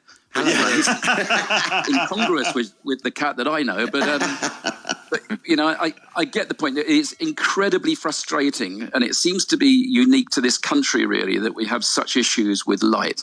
Everybody understands the issues with rain, but somehow when we get to this issue of light, and we see these beautiful mornings and then beautiful evenings that we've had this week at the Ageas Bowl, and no cricket going on, it is immensely frustrating, I must say. Do you talk about the flexibility that could be available within the game? When you're having meetings with the powers that be, do you think the game could be more flexible? The power brokers of the game, if you like, in terms of the rules of cricket, don't really extend anymore to the county chairman. This is something which the ICC and MCC and to some extent the ECB are involved in. And I know that there's real concern, because obviously the phones have been hot for the last couple of nights, and there's genuine concern that this is not good for television. It has to be said, of course, that it gets much, much more attention when there's no cricket being played because, of course, there's nothing else to talk about. So it was a very, very topical subject last night when there was absolutely nothing else to talk about. And then there's fingers being pointed in all sorts of directions. But the truth is, it is an issue which I think that we need to start addressing along the lines that some of you guys were talking about. And we need to investigate ways that we can give viewers and indeed broadcasters a better bang for their buck. Yeah, Rod Tuffers here, you must have had a think about this of yourself. Have you come up with any ideas? Changing the light bulbs or anything like that? Well, we're constantly looking at enhancing light, but the feedback we get is that the difference in the light itself doesn't really help too much with the red ball. It doesn't seem to elevate the visibility of the red ball to any great degree. But this is what we're hearing from batters, and all we can do is to accept what we're hearing. If there are methods of getting us out there a little bit earlier in the morning to make up for lost time, I would welcome that. If there are methods of keeping us out there a bit longer when you get beautiful evenings like yesterday evening, I would support that. I do think we have to be just a little bit more flexible in our approach to working hours, if you like, to try and get the best that we can out of all daylight, really. Do you have sympathies? Say, you talked about fingers being pointed. Day 4 yesterday called off at 10 to 4, and then numerous photos appearing of the bright sunshine afterwards. Do you have sympathies with your ground staff, for example, who some people say, well, why wasn't it ready for this or why wasn't it ready for that? They can only do as they are instructed, presumably. Yes, I can't really. It wouldn't be right for me to comment on the management of the game because that's beyond my pay grade. And that is an ICC fixture, and the ICC are responsible through the match officials for making all the decisions. I was a bit frustrated that fingers were pointed at our ground staff, but it's been made very clear today that the ground staff, the head groundsman and all of his staff, who are adequate in numbers, very competent in ability, and they did absolutely every single thing that was asked of them, and they acted according to all the instructions they had. So as far as the Ageas Bowl is concerned, we did all that we possibly could to get as much cricket as we could out of this game. That there is an issue about the borders between bad weather and bad light, and there is an issue about the extent to which bad light interferes with our national game, our national summer game. You did look into having a roof on a cricket ground, didn't you? Yes, we did. Yeah. Yes, we did. I think it was in 2003, but it might have been 2004 when we were looking at ways of giving it was called the Rose Bowl in those days. And we were looking at ways of trying to make it competitive with the other established test match grounds, which you may remember in some cases in those days were in pretty shoddy condition. Yeah. So we looked at a number of ways to say, well, how can we develop this to become the most attractive option in the country? And one of them that we investigated for a short period of time was the potential for putting a retractable roof over the playing area. But it was so horrendously expensive. It would have cost something like £100 million in 2004 or thereabouts. Ooh, okay. Wow. the technologies that we had, actually, the process of retracting the roof would have been very similar to the process that you use for vernacular railways overseas. So you have systems of pulleys. I think we were going to have 24 metal stanchions, which all cantilever to the centre of the ground, where there's a big metal saucer that carried all the junctions and all the wiring for lights and all that sort of thing. It was a massive project. And I doubt that it would have got planning permission because of the height of it. Yeah. But the truth is, there isn't any method of getting any kind of repayment for that sort of investment, because the ECB would obviously be attracted to having a ground with a roof on it, but they couldn't put all of the games in one ground because part of their journey is to try and get Test match cricket and international cricket around the country. So in a way, there was no financial model that would support that level of investment, and that's when we came up with the plan to build the hotel. Which has been fantastic, by the way, mate. I mean, we've been royally looked after down there in the bubble. Thanks very much for that. It's been great. One other thing, we're talking about rain and getting things ready and what have you. You see, like in Sri Lanka, yes, the whole ground being covered. Yes. Is that a possibility, or how comes that doesn't happen? Because there was an issue with sort of, bits just off the square today and sawdust and having to fork it all.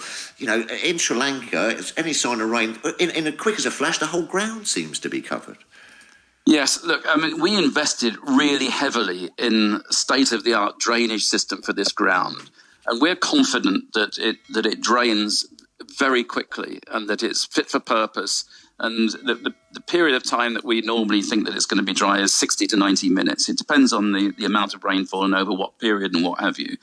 And thereafter, there is a period whereby, the umpires have to consider how long will it take after that to make sure that the players are ready to start, that the outfield is as dry as we want it, and there's no leftover pools or there's no danger to the bowlers' run-ups. Yeah. So I think, on reflection from this game, if there was one takeaway for me, I would look at the extent of the covers that we provide for bowlers' run-ups, because the bowlers' run-ups in some cases were longer than the cover that we provided. But other than that, we believe absolutely completely that the covering was totally adequate, and that I think if you were staying in the hotel, you'd have seen last night that at 6 o'clock, the whole ground was ready for use again. Yeah. But nobody was there. And to be fair, and we are sort of like backing up the ground staff and whatever, there was a monumental downpour at about 4 o'clock in the morning. Which Ian Ward was up filming, which as Stuart Broad replied to him, "What on earth are you doing up at 4 a.m. filming that?" And he's just coming in, I reckon. Yeah. And the other thing in all of this, Rod, as well, is, as we tried to say at the start, it feels like a bit of a freak set. You've had a freak load of weather in a freak era for sport in this country, and therefore an awful lot of attention on it. And it's not often. I mean, even the first test had plenty of weather problems, but they still had a result, and it was a fantastic test. It's very rare to get a test that is decimated like this one has been. It most certainly is, and it's so unfortunate because, of course, so many people have done so much to get these fixtures on, from the countries coming over here, the Pakistanis that have travelled here, and the ECB and the individual grounds and everything that's gone into these games has been on occasion superhuman. And, for a groundsman who's having his test match debut this season to prepare 3 test matches in one summer is a massive challenge, but everyone's risen to it and they've all performed superbly. It's just that we've been damned by freak weather for this area. We've never seen anything like it in our part of Hampshire. It's extraordinary. But I think, Marcus, because of, as Rod says, because of what everybody's gone through to make sure this can take place, the countries come in, the biobubbles, etc., I think that has increased the frustration. Of course it has, yeah, and that's what happens, isn't it? Once we get these situations, which is a freakish event, the weather has been extremely bad, and we've seen thunderstorms across the country all week. This is when we start sitting down and posing questions and trying to pick it up. But I would back up with Rod, really. Obviously, Simon Lee, the I must say, the ex-Somerset groundsman, poached by Hampshire in the winter, has done a very good job along with his team to try and to get the game on and do everything they can. Yeah, it's not getting away from the issue of light, though. Listen, as we say, if it pours down with rain, if it pours down with rain, it pours down with rain. There's nothing. Just on the line, just going back to the bulbs, Rod. And sorry, I'm going back to the bulbs because Marcus was talking about the bulbs at Taunton, the LED ones. That's what they are, aren't they? Yes, Marcus. Yeah. So they got which have been sensational. Now, does the size of the Ageas Bowl affect the bulbs and their power? Well, the bulbs and the power is calculated according to the size of the ground. That's how the size of those mounts was originally calculated, and we had the manufacturers in just before the whole season to adjust them all to make sure that they were all live and that any dead ones were being replaced and all this kind of thing. We are minded at some stage maybe to enhance them further, which would be just creating more wattage, if you like, from the same stanchions. But they are more than fit for purpose, and I haven't heard any complaints directly linked to the floodlights at the Ageas Bowl. But the issue is probably not so much the lights around the circuit, but it is the response to light and at what stage we respond to it. That seems to be the crunch point, and that's been amplified by this particular fixture. But we have heard it from time to time for quite a long time now, and it just felt as though this particular game brought the whole thing to a bit of a head. Rod, it's been like that for a while, hasn't it? I would say we've been having these conversations for a period of time about trying to get more cricket on and more. Why are we going off a bad light and all these sort of things now? When do you think it's going to change? Is it the ICC will need to? Obviously, I know they're now going to consider it after this game, aren't they? Well, I hope so. I mean, I haven't heard any statements yet from the ICC, and ultimately the responsibility for all of this vests with ICC. And one hopes that they've taken all this on board. I mean, I think most of the world thinks it's a fairly parochial issue, that it seems to affect us in this country more than others. Although I can remember Test matches finishing in the dark in India and elsewhere. Yes. Without anything like the same kind of publicity. But the truth is that it is becoming an irritant, and I'm concerned that had we not been staging these games behind closed doors, we might have had a very irritated crowd over the last day or two, and that would have been an even bigger management issue. So, I think the overall subject of light and the point at which it goes from being inconvenient to dangerous, I think that's probably the key issue. How can we find a method which genuinely represents the difference between sort of inconvenience and danger? And of course, then that varies according to who you've got at the other end, because it can be bloody dangerous facing Jofra Archer in fading light, but maybe a sort of wobbling medium pacer, it doesn't carry the same amount of threat, certainly not of injury. No, not of injury. Rod, thank you very much for giving us your thoughts this evening. Much appreciated. Okay, no Talk soon. Thanks, thank mate. you, Rod Bransgrove. All the best. Cheers, Rod. It's interesting, Marcus, when you say, that we've had these issues for a while. I mean, we've all... Oh, well, we all probably grew up. Certainly me and you, Marcus, tough as a little bit older, but grew up, I can remember sitting in grounds and booing Dickie Bird when he took players. I mean, sitting in crowds did that. My first job in sport, being a cricket reporter in the North East. That's where I must have spent half my time in 1997 talking about the ridiculous nature of umpires taking players off in the light when it seemed fun. This is decades old. Yeah, it is, but it's got worse, isn't it? Because of the introduction of very good quality lights across the country now. It just seems stupid to think we play day-night cricket, but when suddenly the lights come on and it's red ball, that we go off so quickly. But I can't see it changing a massive amount. It's not suddenly going to go now back to how it was, where you can just play and play and play until the overs are done. I don't think it will go to that point, but I do think we'll see a reduction in potentially what the actual light scale or the readings will be. Because once that precedent is set, you can't shift from it, can you? No. That's set on the first day. That is so who then decides that? Is that the umpires, or is there actually sort of like a letter of the law from the ICC?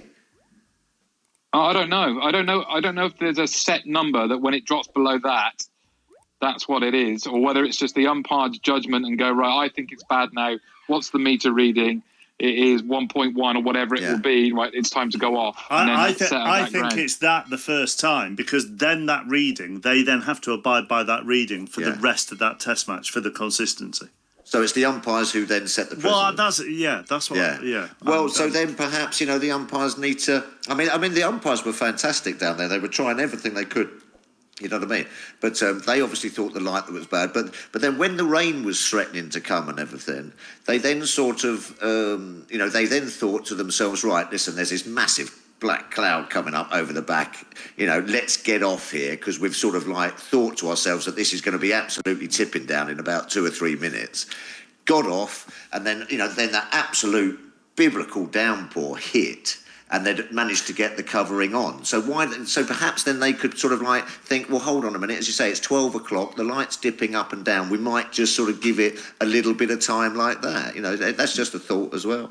Also, and when you do it, take lunch and tea at the earliest possible opportunity. I did see one tweet today that said resumption starts at 3:20. I'm guessing tea will be 3:40, which was tongue in cheek, because obviously there wasn't. There was. That's ridiculous as well. If you just play a 20-minute session or something.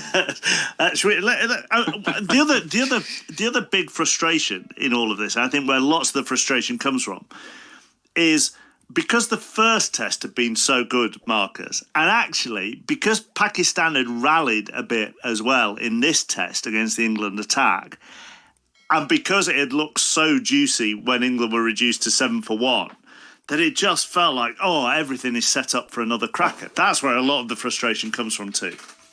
Yeah, of course it is, and I think it's, we're in these different times, we want to see just good cricket on the TV. We were blessed with it with the West Indies series. The first test, as you say, was a beauty as well, and we got some good cricket, what we wanted to see, and we continue to want to see that from the last test match. Should the weather be okay? Although I know the weather is still not the best it's going to be for the next week or so, isn't it? So we could be sat here.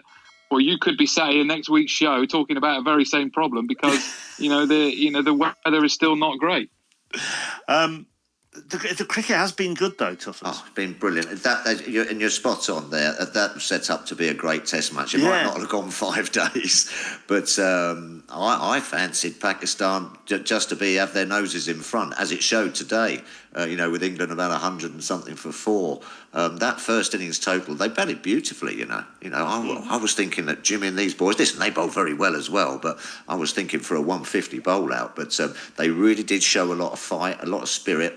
Especially after just losing that first one. And, that Rizwan, I think they've got a great little competitor.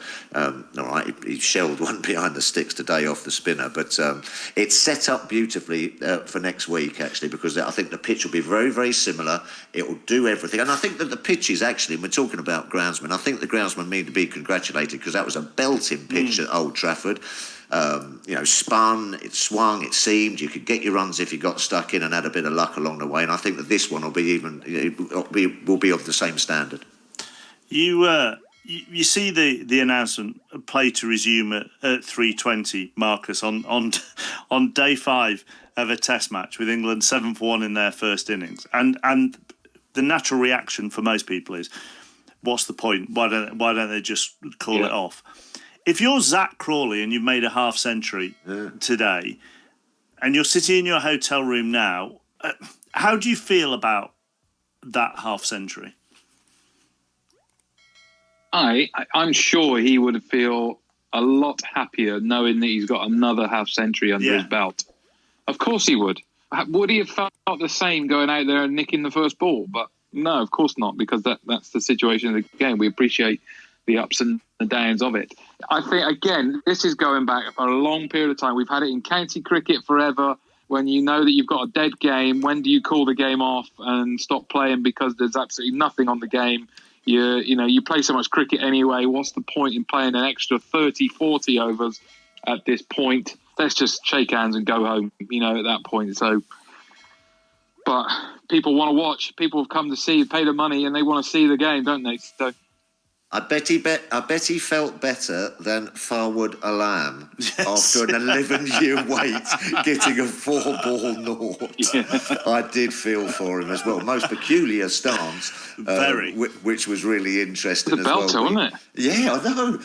If there was a crowd there, I could just imagine you going, nipping off for lunch, and then sort of like you'd come back and he was batting. You'd think you'd come back to your wrong seat. Yeah, you know what I mean? Because he was facing square leg. It was amazing, but I did feel I'll tell you what, he was even more extreme than Chanderpaul, wasn't it? And you were playing with John Carr quite a bit, I bet, weren't you? Yeah, that's right. I mean, he was completely Peter Willie. Toes completely facing down the track, shoulders square facing down the track. But I mean, an 11-year wait. Hopefully, he gets another run out. Just on that, can you even begin to imagine how you get yourself into that situation where you play like that, Marcus? No. Absolutely not. No, no, I just can't. At what point do you go through your practice and go, I'm going to stand straight on down the ground and think this is a really good idea? Another one that baffles me is like George Bailey. George Bailey went the opposite way and almost stood with his back to the bowler. And that was like, okay, at what point do you think this is a good idea where you're going to try this and then take it into a game and go, this is going to work? And it is successful, and it obviously does. These players have good averages in first-class cricket, so something must be working. Yeah. It's just very, very rogue, isn't it?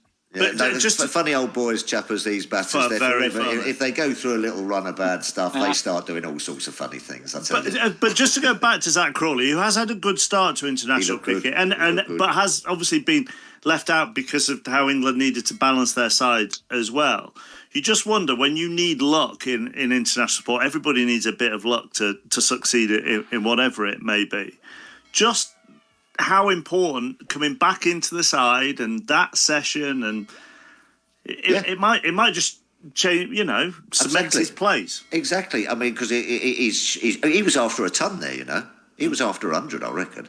You know what I mean? Because he could have carried on, and I'm sure that Joe would have carried on if he was still batting. The way he was batting, the positivity, the way he looked to take on Yasir Shah, and also the seam bowlers in awkward conditions. He looks like a right little find for me. So good attacking, tall, gets up his toes and just looks confident. Yeah, he looks good. Does this feel, if Ben Stokes is fit and obviously everything is all right and Ben Stokes is back, does this feel as settled a top six, Marcus, as England have had for a while? Burns, Sibley, Crawley, Root, Stokes, Pope. Does that at the moment pick itself? I think it's as close as you're going to get to a settled team. I think there's still people need to go out there and continue to cement places and score heavier volumes of runs to keep putting themselves in contention. I think probably more than anything else, you have 4, 5, 6 are nailed in, aren't they? I think, Root, Stokes, Pope, we're seeing obviously 2 of those are world-class players, and Pope is looking a very high-quality player. Then the top 3, I would say the opening partnership is looking is growing all the time. They're very steely players, both determined and not, they'd go about their business in a similar sort of fashion, and have done well and warrant a good run in the team. And then obviously now you're seeing the likes of someone like a Zach Crawley, who's showing signs where you think, okay, this guy's got good character and he goes about his business well. He can cope with the situation, he can deal with the failures, he can come in pressure environments and succeed. So that he needs a bit more time to really get that position, isn't it? And it's looking quite nice when you see that as a top 3. But it's still got to develop. It's still got to grow. They've still got to keep producing the runs to stay in the side, obviously. I tell you, chappers, if that wicket's anything like this one on Friday, I think Jofra Archer's got to come into it. I think a little bit of pace on that. And if he bowls anything like, because when it did just harden up a little bit, it did actually start to carry and kick a bit. So not only was it sort of nipping at you, people were getting hit on the hip and sort of like, getting completely squared up and flying through to the keeper. So that's going to be England's surely you've got to decision. go the other way, Tuffers, haven't you? What's that? Well, Darren Stevens, Someone like that.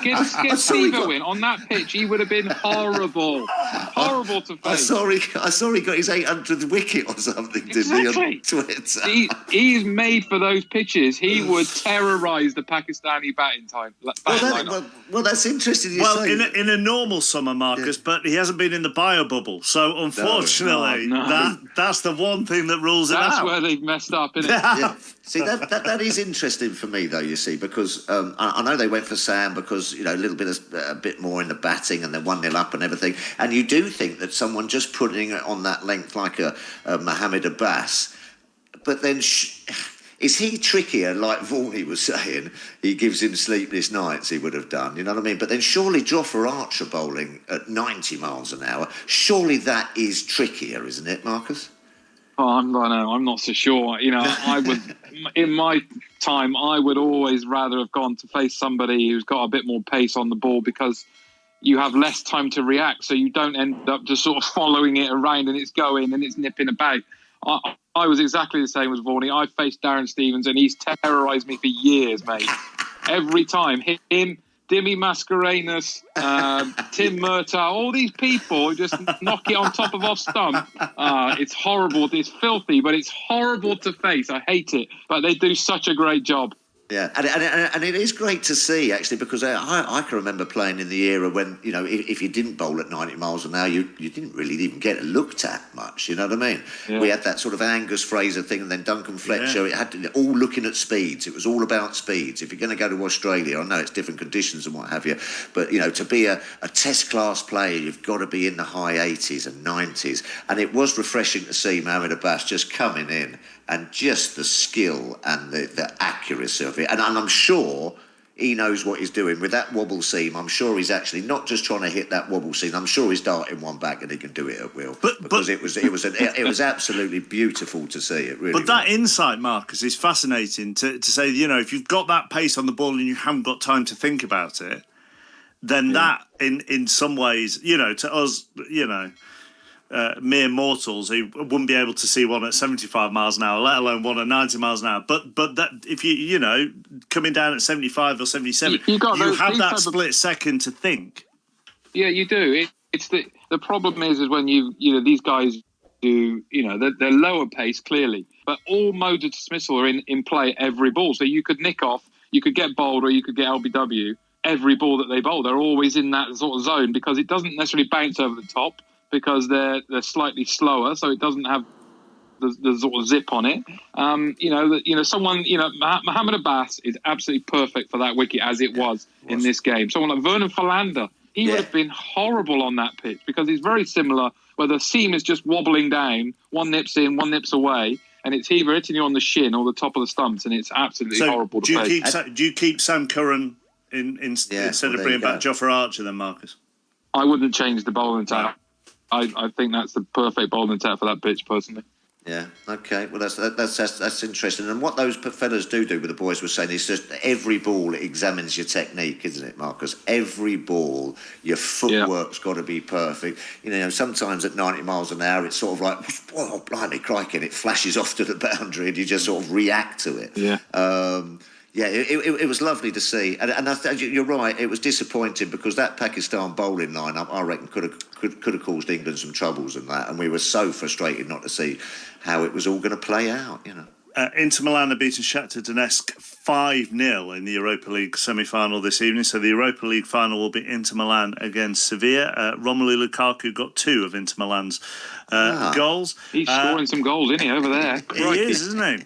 Rugby Union Weekly here from 10 with Ugo Monye and Chris Ashton. And we are going to end Toughers and Vaughan by talking about one of the game's modern greats who this weekend announced his international retirement.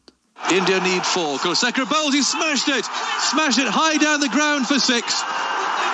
Into the seething crowd it goes to complete one of the great run chases in one-day international cricket, let alone a World Cup. And Dhoni, well, they're all running out. There are fireworks going off. His teammates have come rushing out and they're leaping all over him. What a way to finish it. MS Dhoni scoring the winning runs in the 2011 World Cup final for India. On top of that, he captained India to the 2007 World T20 and the 2013 Champions Trophy. He is, Phil, a genuine great of the game. Absolutely. Up there with the best of them, the Tendulkars and the Kohlis. I mean, he is an absolute legend in India. Probably one of the coolest, calmest sort of cricketers I've seen, especially for being a wicket-keeper. They're usually a bit of a breed amongst their own, but I mean, he just oozed calm. Probably one of the best white ball captains as well that I've seen, and just one of those box office cricketers. Loved to take it deep, didn't he? A great finisher. It was almost like he was just saying, I'm just going to take it deep so I can hit the last ball for 6, you know what I mean? But absolute box office cricketer, and done so much for Indian cricket. He could time a run chase, couldn't he, Mark? Oh, that was his skill, wasn't it? I think that's where he's really made his name, that along with his sort of captaincy. But, he always seemed to be going slower when most people would probably be a bit more frenetic in run chases. And would be thinking, right, you need to be getting a couple of boundaries here to get on top of this. But no, he just soak it up, run hard between the wickets, get himself into that position, and then seem to just build and explode, with this ferocity of shots, the big sixes and boundaries. Within 2 overs, he'd suddenly brought the game down to a run a ball, and it was like, well, this is easy now. I know what I'm doing. What are you lot on about? I've got it under control. But his calmness, I always admired his calmness. I thought it was exceptional when he's captain. Isn't that calmness even more remarkable, that he's captaining from wicketkeeper, so he's not getting a break. All of that concentration whilst captaining the most cricket-mad country in the world, and the pressure that comes with that. Yeah, for sure. Of course, yeah. I think that's why we sit back and admire how calm he was, and you see little bits when you watch someone like Owen Morgan. You see little bits in Owen Morgan, don't you, where it's very calm, calculated under pressure. It's like, no problem. I've got control of this. He just seemed to have, ooze his confidence in what he was trying to do. And it was, I think, for any professional sort of sitting back and understanding the pressures of the game, admiring that was pretty impressive. Quick, Tuffers. And don't forget the helicopter shot. Never saw that beforehand. Yeah. Marcus, thanks for being with us. Thanks for giving us an insight into bulbs that I never knew we would ever get on Tuffers and Vaughan. So that's much appreciated. See you soon, Marcus. See you, Tuffers. Thank you. Cheers, boys. Miss any of Tuffers and Vaughan, we'll make it available as a podcast, and you can listen again via the BBC Sounds app. And that's exactly the same with the Monday Night Club earlier with Kieran Dyer, Dion Dublin and Charlie Adam. Rugby Union Weekly on the way here on 5 Live with Ugo Monye and Chris Ashton after the latest BBC News at 10 o'clock. On digital, BBC Sounds, smart speaker and online. This is BBC Radio 5 Live. BBC News at 10 o'clock. This is James Kelly.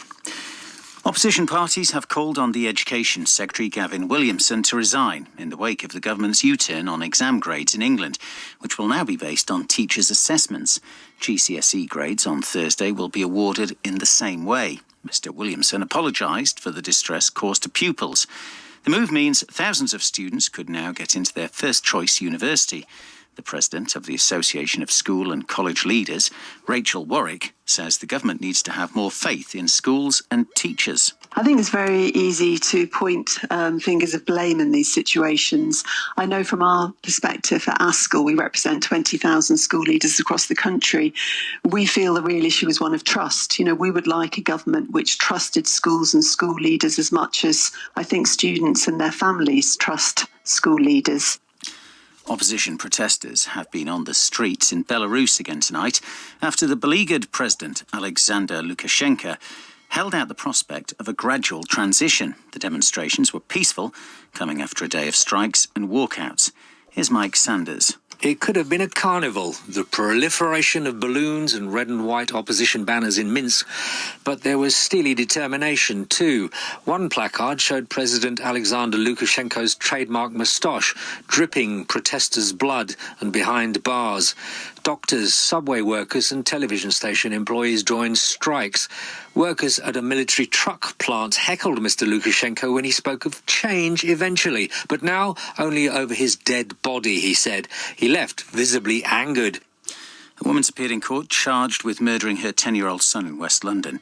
Dylan Freeman's body was found at a property in Acton yesterday. Olga Freeman, who's 40, was remanded in custody. It's been revealed that the former King of Spain, Juan Carlos, has been in the United Arab Emirates since his abrupt departure from his country. He left suddenly 2 weeks ago while being investigated over a corruption scandal. Cricket, the England captain Joe Root has suggested there may need to be some changes to the way tests are played to avoid losing so many days' play to bad light. He was speaking after the second test between England and Pakistan at the Ageas Bowl in Southampton was drawn with less than a day and a half's play out of a possible 5. If the Test Championship used the same ball everywhere, maybe like a very light red ball, have a look at something like that. I'm sure they can trial it, but I do think we found ourselves in a week where we had very strange circumstances. I don't think there'll be many games where bad light plays such a part as this 5 days has. Football Barcelona have sacked their manager, Quique Setien, 3 days after his side's humiliating 8-2 defeat by Bayern Munich in the Champions League. The former Real Betis manager was appointed in January and was in charge for just 25 matches. And the weather lingering showers, but mostly clearing overnight. BBC News, it's 3 minutes past 10. This is 5 Live Sport. 5 Live's Rugby Union Weekly.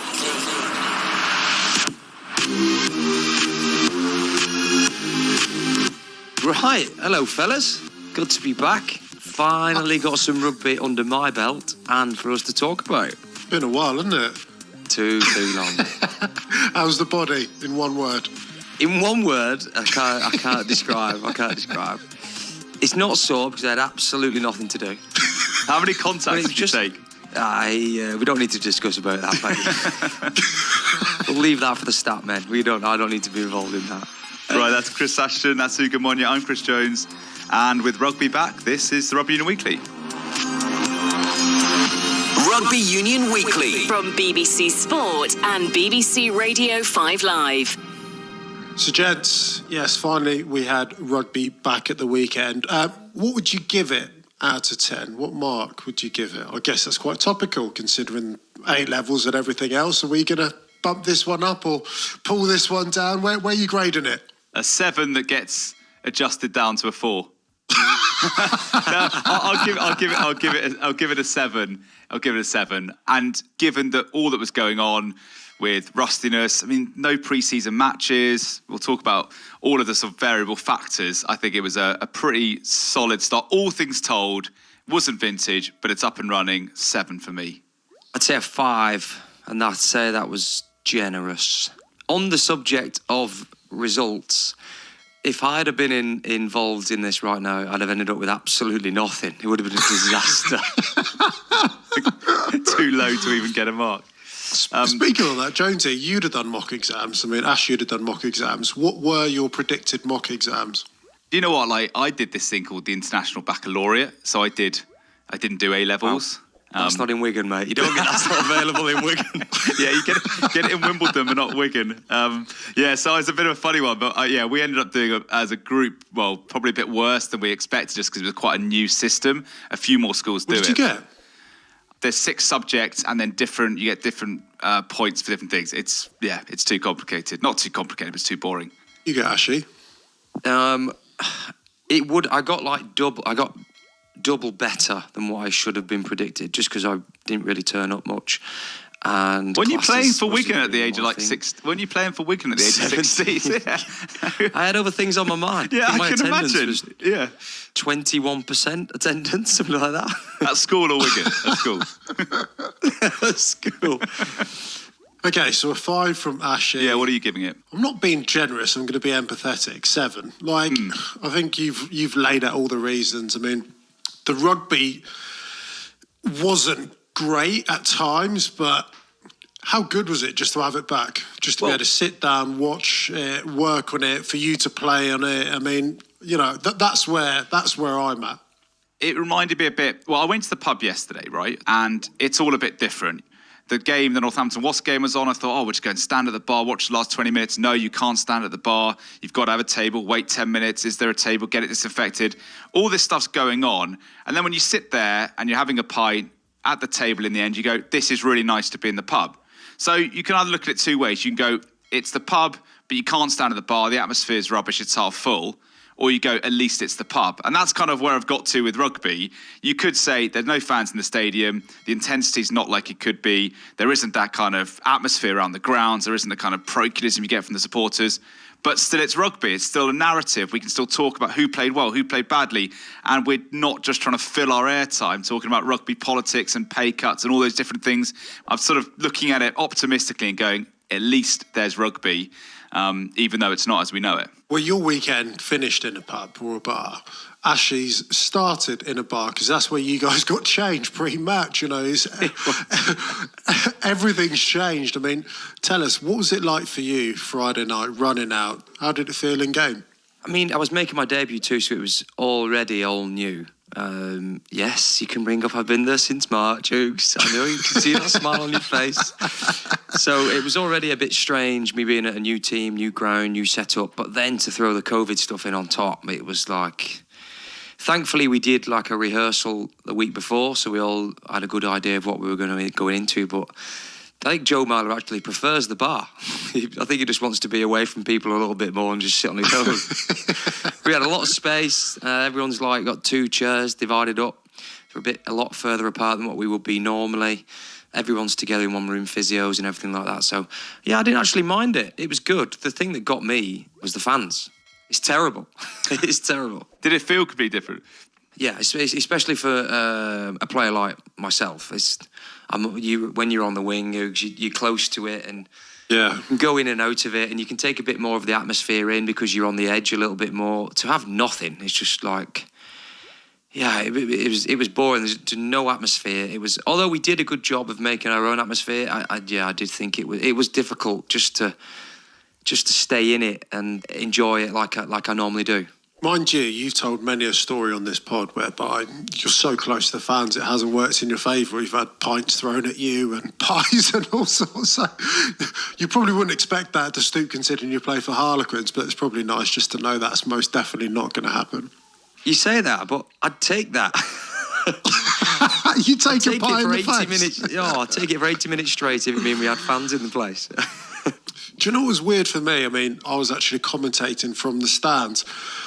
And it was the first time, obviously, been in that position, but just being able to hear everything. I could hear calls. You could just see the relationships in terms of like the back three and the nines talking to tens. You could hear a bit of back chat, all those things. So, but yeah, it was actually quite nice. I mean, Jonesy, you weren't too far away from me. Could you hear all of that as well? Well, what I found really noticeable, and actually I wonder if this was a pre-planned thing, was how noisy all of the backroom staff were, all the replacements were, all the non-playing members of staff. It felt like there were quite a lot of Quins people in that stadium, even though it was clearly empty. The stand we were in, which is the main stand, I just felt as if, is that normal for the replacements and everyone who's not on the pitch to be making that amount of noise? Or did you think, right, whoever is in the stadium has to give some kind of noise and support because they're going to have a few more than Sale just on the basis of home advantage or, whatever home advantage is these days? I think you've got to create your own energy a little bit more, so we were part of that. But I think we felt it was working for the team and it was helping the team, and we could quite easily hear on the pitch the amount of noise that the staff and stuff were making. And it did feel like there was a really big group of us in the stand. I think the Stoop's probably a good spot for that, for getting the echo and everything spreading around the stadium. Generally speaking, where we're normally positioned on the gantry, we're right next to where the coaches are, and they normally are that loud. Just they're not heard, of course, over 50,500 people. So they are very vocal. And Ashley, you and I we were at Ashton Gate on Saturday, and we were stood right next to where the Saracens coaching staff were. And I said it in commentary, one of the positives of not having crowd there is that every message the coach were trying to get on, and it wasn't personalised messages, it was every time they kick chase, they were just shouting, push, up, whatever it might be, but the players are able to respond to it. I really enjoyed that part of it, that's for sure. I expected a bit more from the Saracens lot, actually. I thought they were quite quiet for normal. Do you know what? I think it's a real challenge and test, an opportunity for us to be able to have a look at the teams with great cultures, great personal relationships, because you know what it's like, Ashley. Do you know when you love playing the way you play and you love playing for your players, as much as the crowd helps, regardless of that, you just go out and enjoy your rugby and it really gets shown. So the fact that guys have had to look more internal, look within the playing group rather than lean upon anything else. I think the teams that we've seen over this weekend and going forward, I mean, we can't be too harsh as critics on round one when no one's played a rugby game for 5 months, but I genuinely think that we're seeing the teams with the best cultures and love playing the way that they want to play. 5 Live's Rugby Union Weekly. Question for you fellas. What do you think the overall penalty count was on the first weekend of rugby? 138. Do you know, I think it is 138, but I think it's actually meant to be higher than that. 1-3, I think, is the official stat once they've all been adjusted down, but the penalty counts were way higher than that, I think, because in like the Leicester game, for example, they definitely were on 22 penalties conceded, and now officially they're on 17. So I think 138 is probably quite conservative. If someone out there does more stat work than we do, as a stat specialist, please let us know why the penalty counts have been adjusted down quite a lot since during the game, because Leicester were definitely 20 plus, Sale were 20 plus, I think Bristol were around 20. I'd imagine they'd only be adjusted down for the decisions as to whether it should have been a penalty or not. Or they looked at it themselves and they were like, whoa, we can't let this go. Exactly. They'd be told by someone, just make them up. But there were, basically, we could say for sure there were loads of penalties, especially I think in those 3 games, the Quins game, Quins Sale, the Leicester game at Exeter, and Bristol Sarries. I think the penalty counts were through the roof. I'm surprised that certain individuals, teams are taking so long to be able to adapt. I mean, that's me up in commentary without having hit a tackle bag or anything in aggression for 5 years. What's it like on the pitch, and how are you having those conversations? How are you working with the referees? Well, it was very frustrating because it's such a stop-start game, and I feel it's very defensive focused, when previously I thought we'd been trying to make this game more entertaining. So now an example would be Chris Robshaw in our game. When he's coming off the back of a line-out and he previously has seen half a chance to overruck, he won't take it because he knows he's going to get melted, or he knows he's going to slow, chance of giving a penalty away from his own team and like won't be able to fold. But now on Friday night he saw half a chance and he was on it. And it was a turnover, like within seconds, which then stops the attack again. It's a kick to touch, it's a line out. It's like, for me, there was no momentum in a good 3 or 4 games, all because of this slight rule adjustment.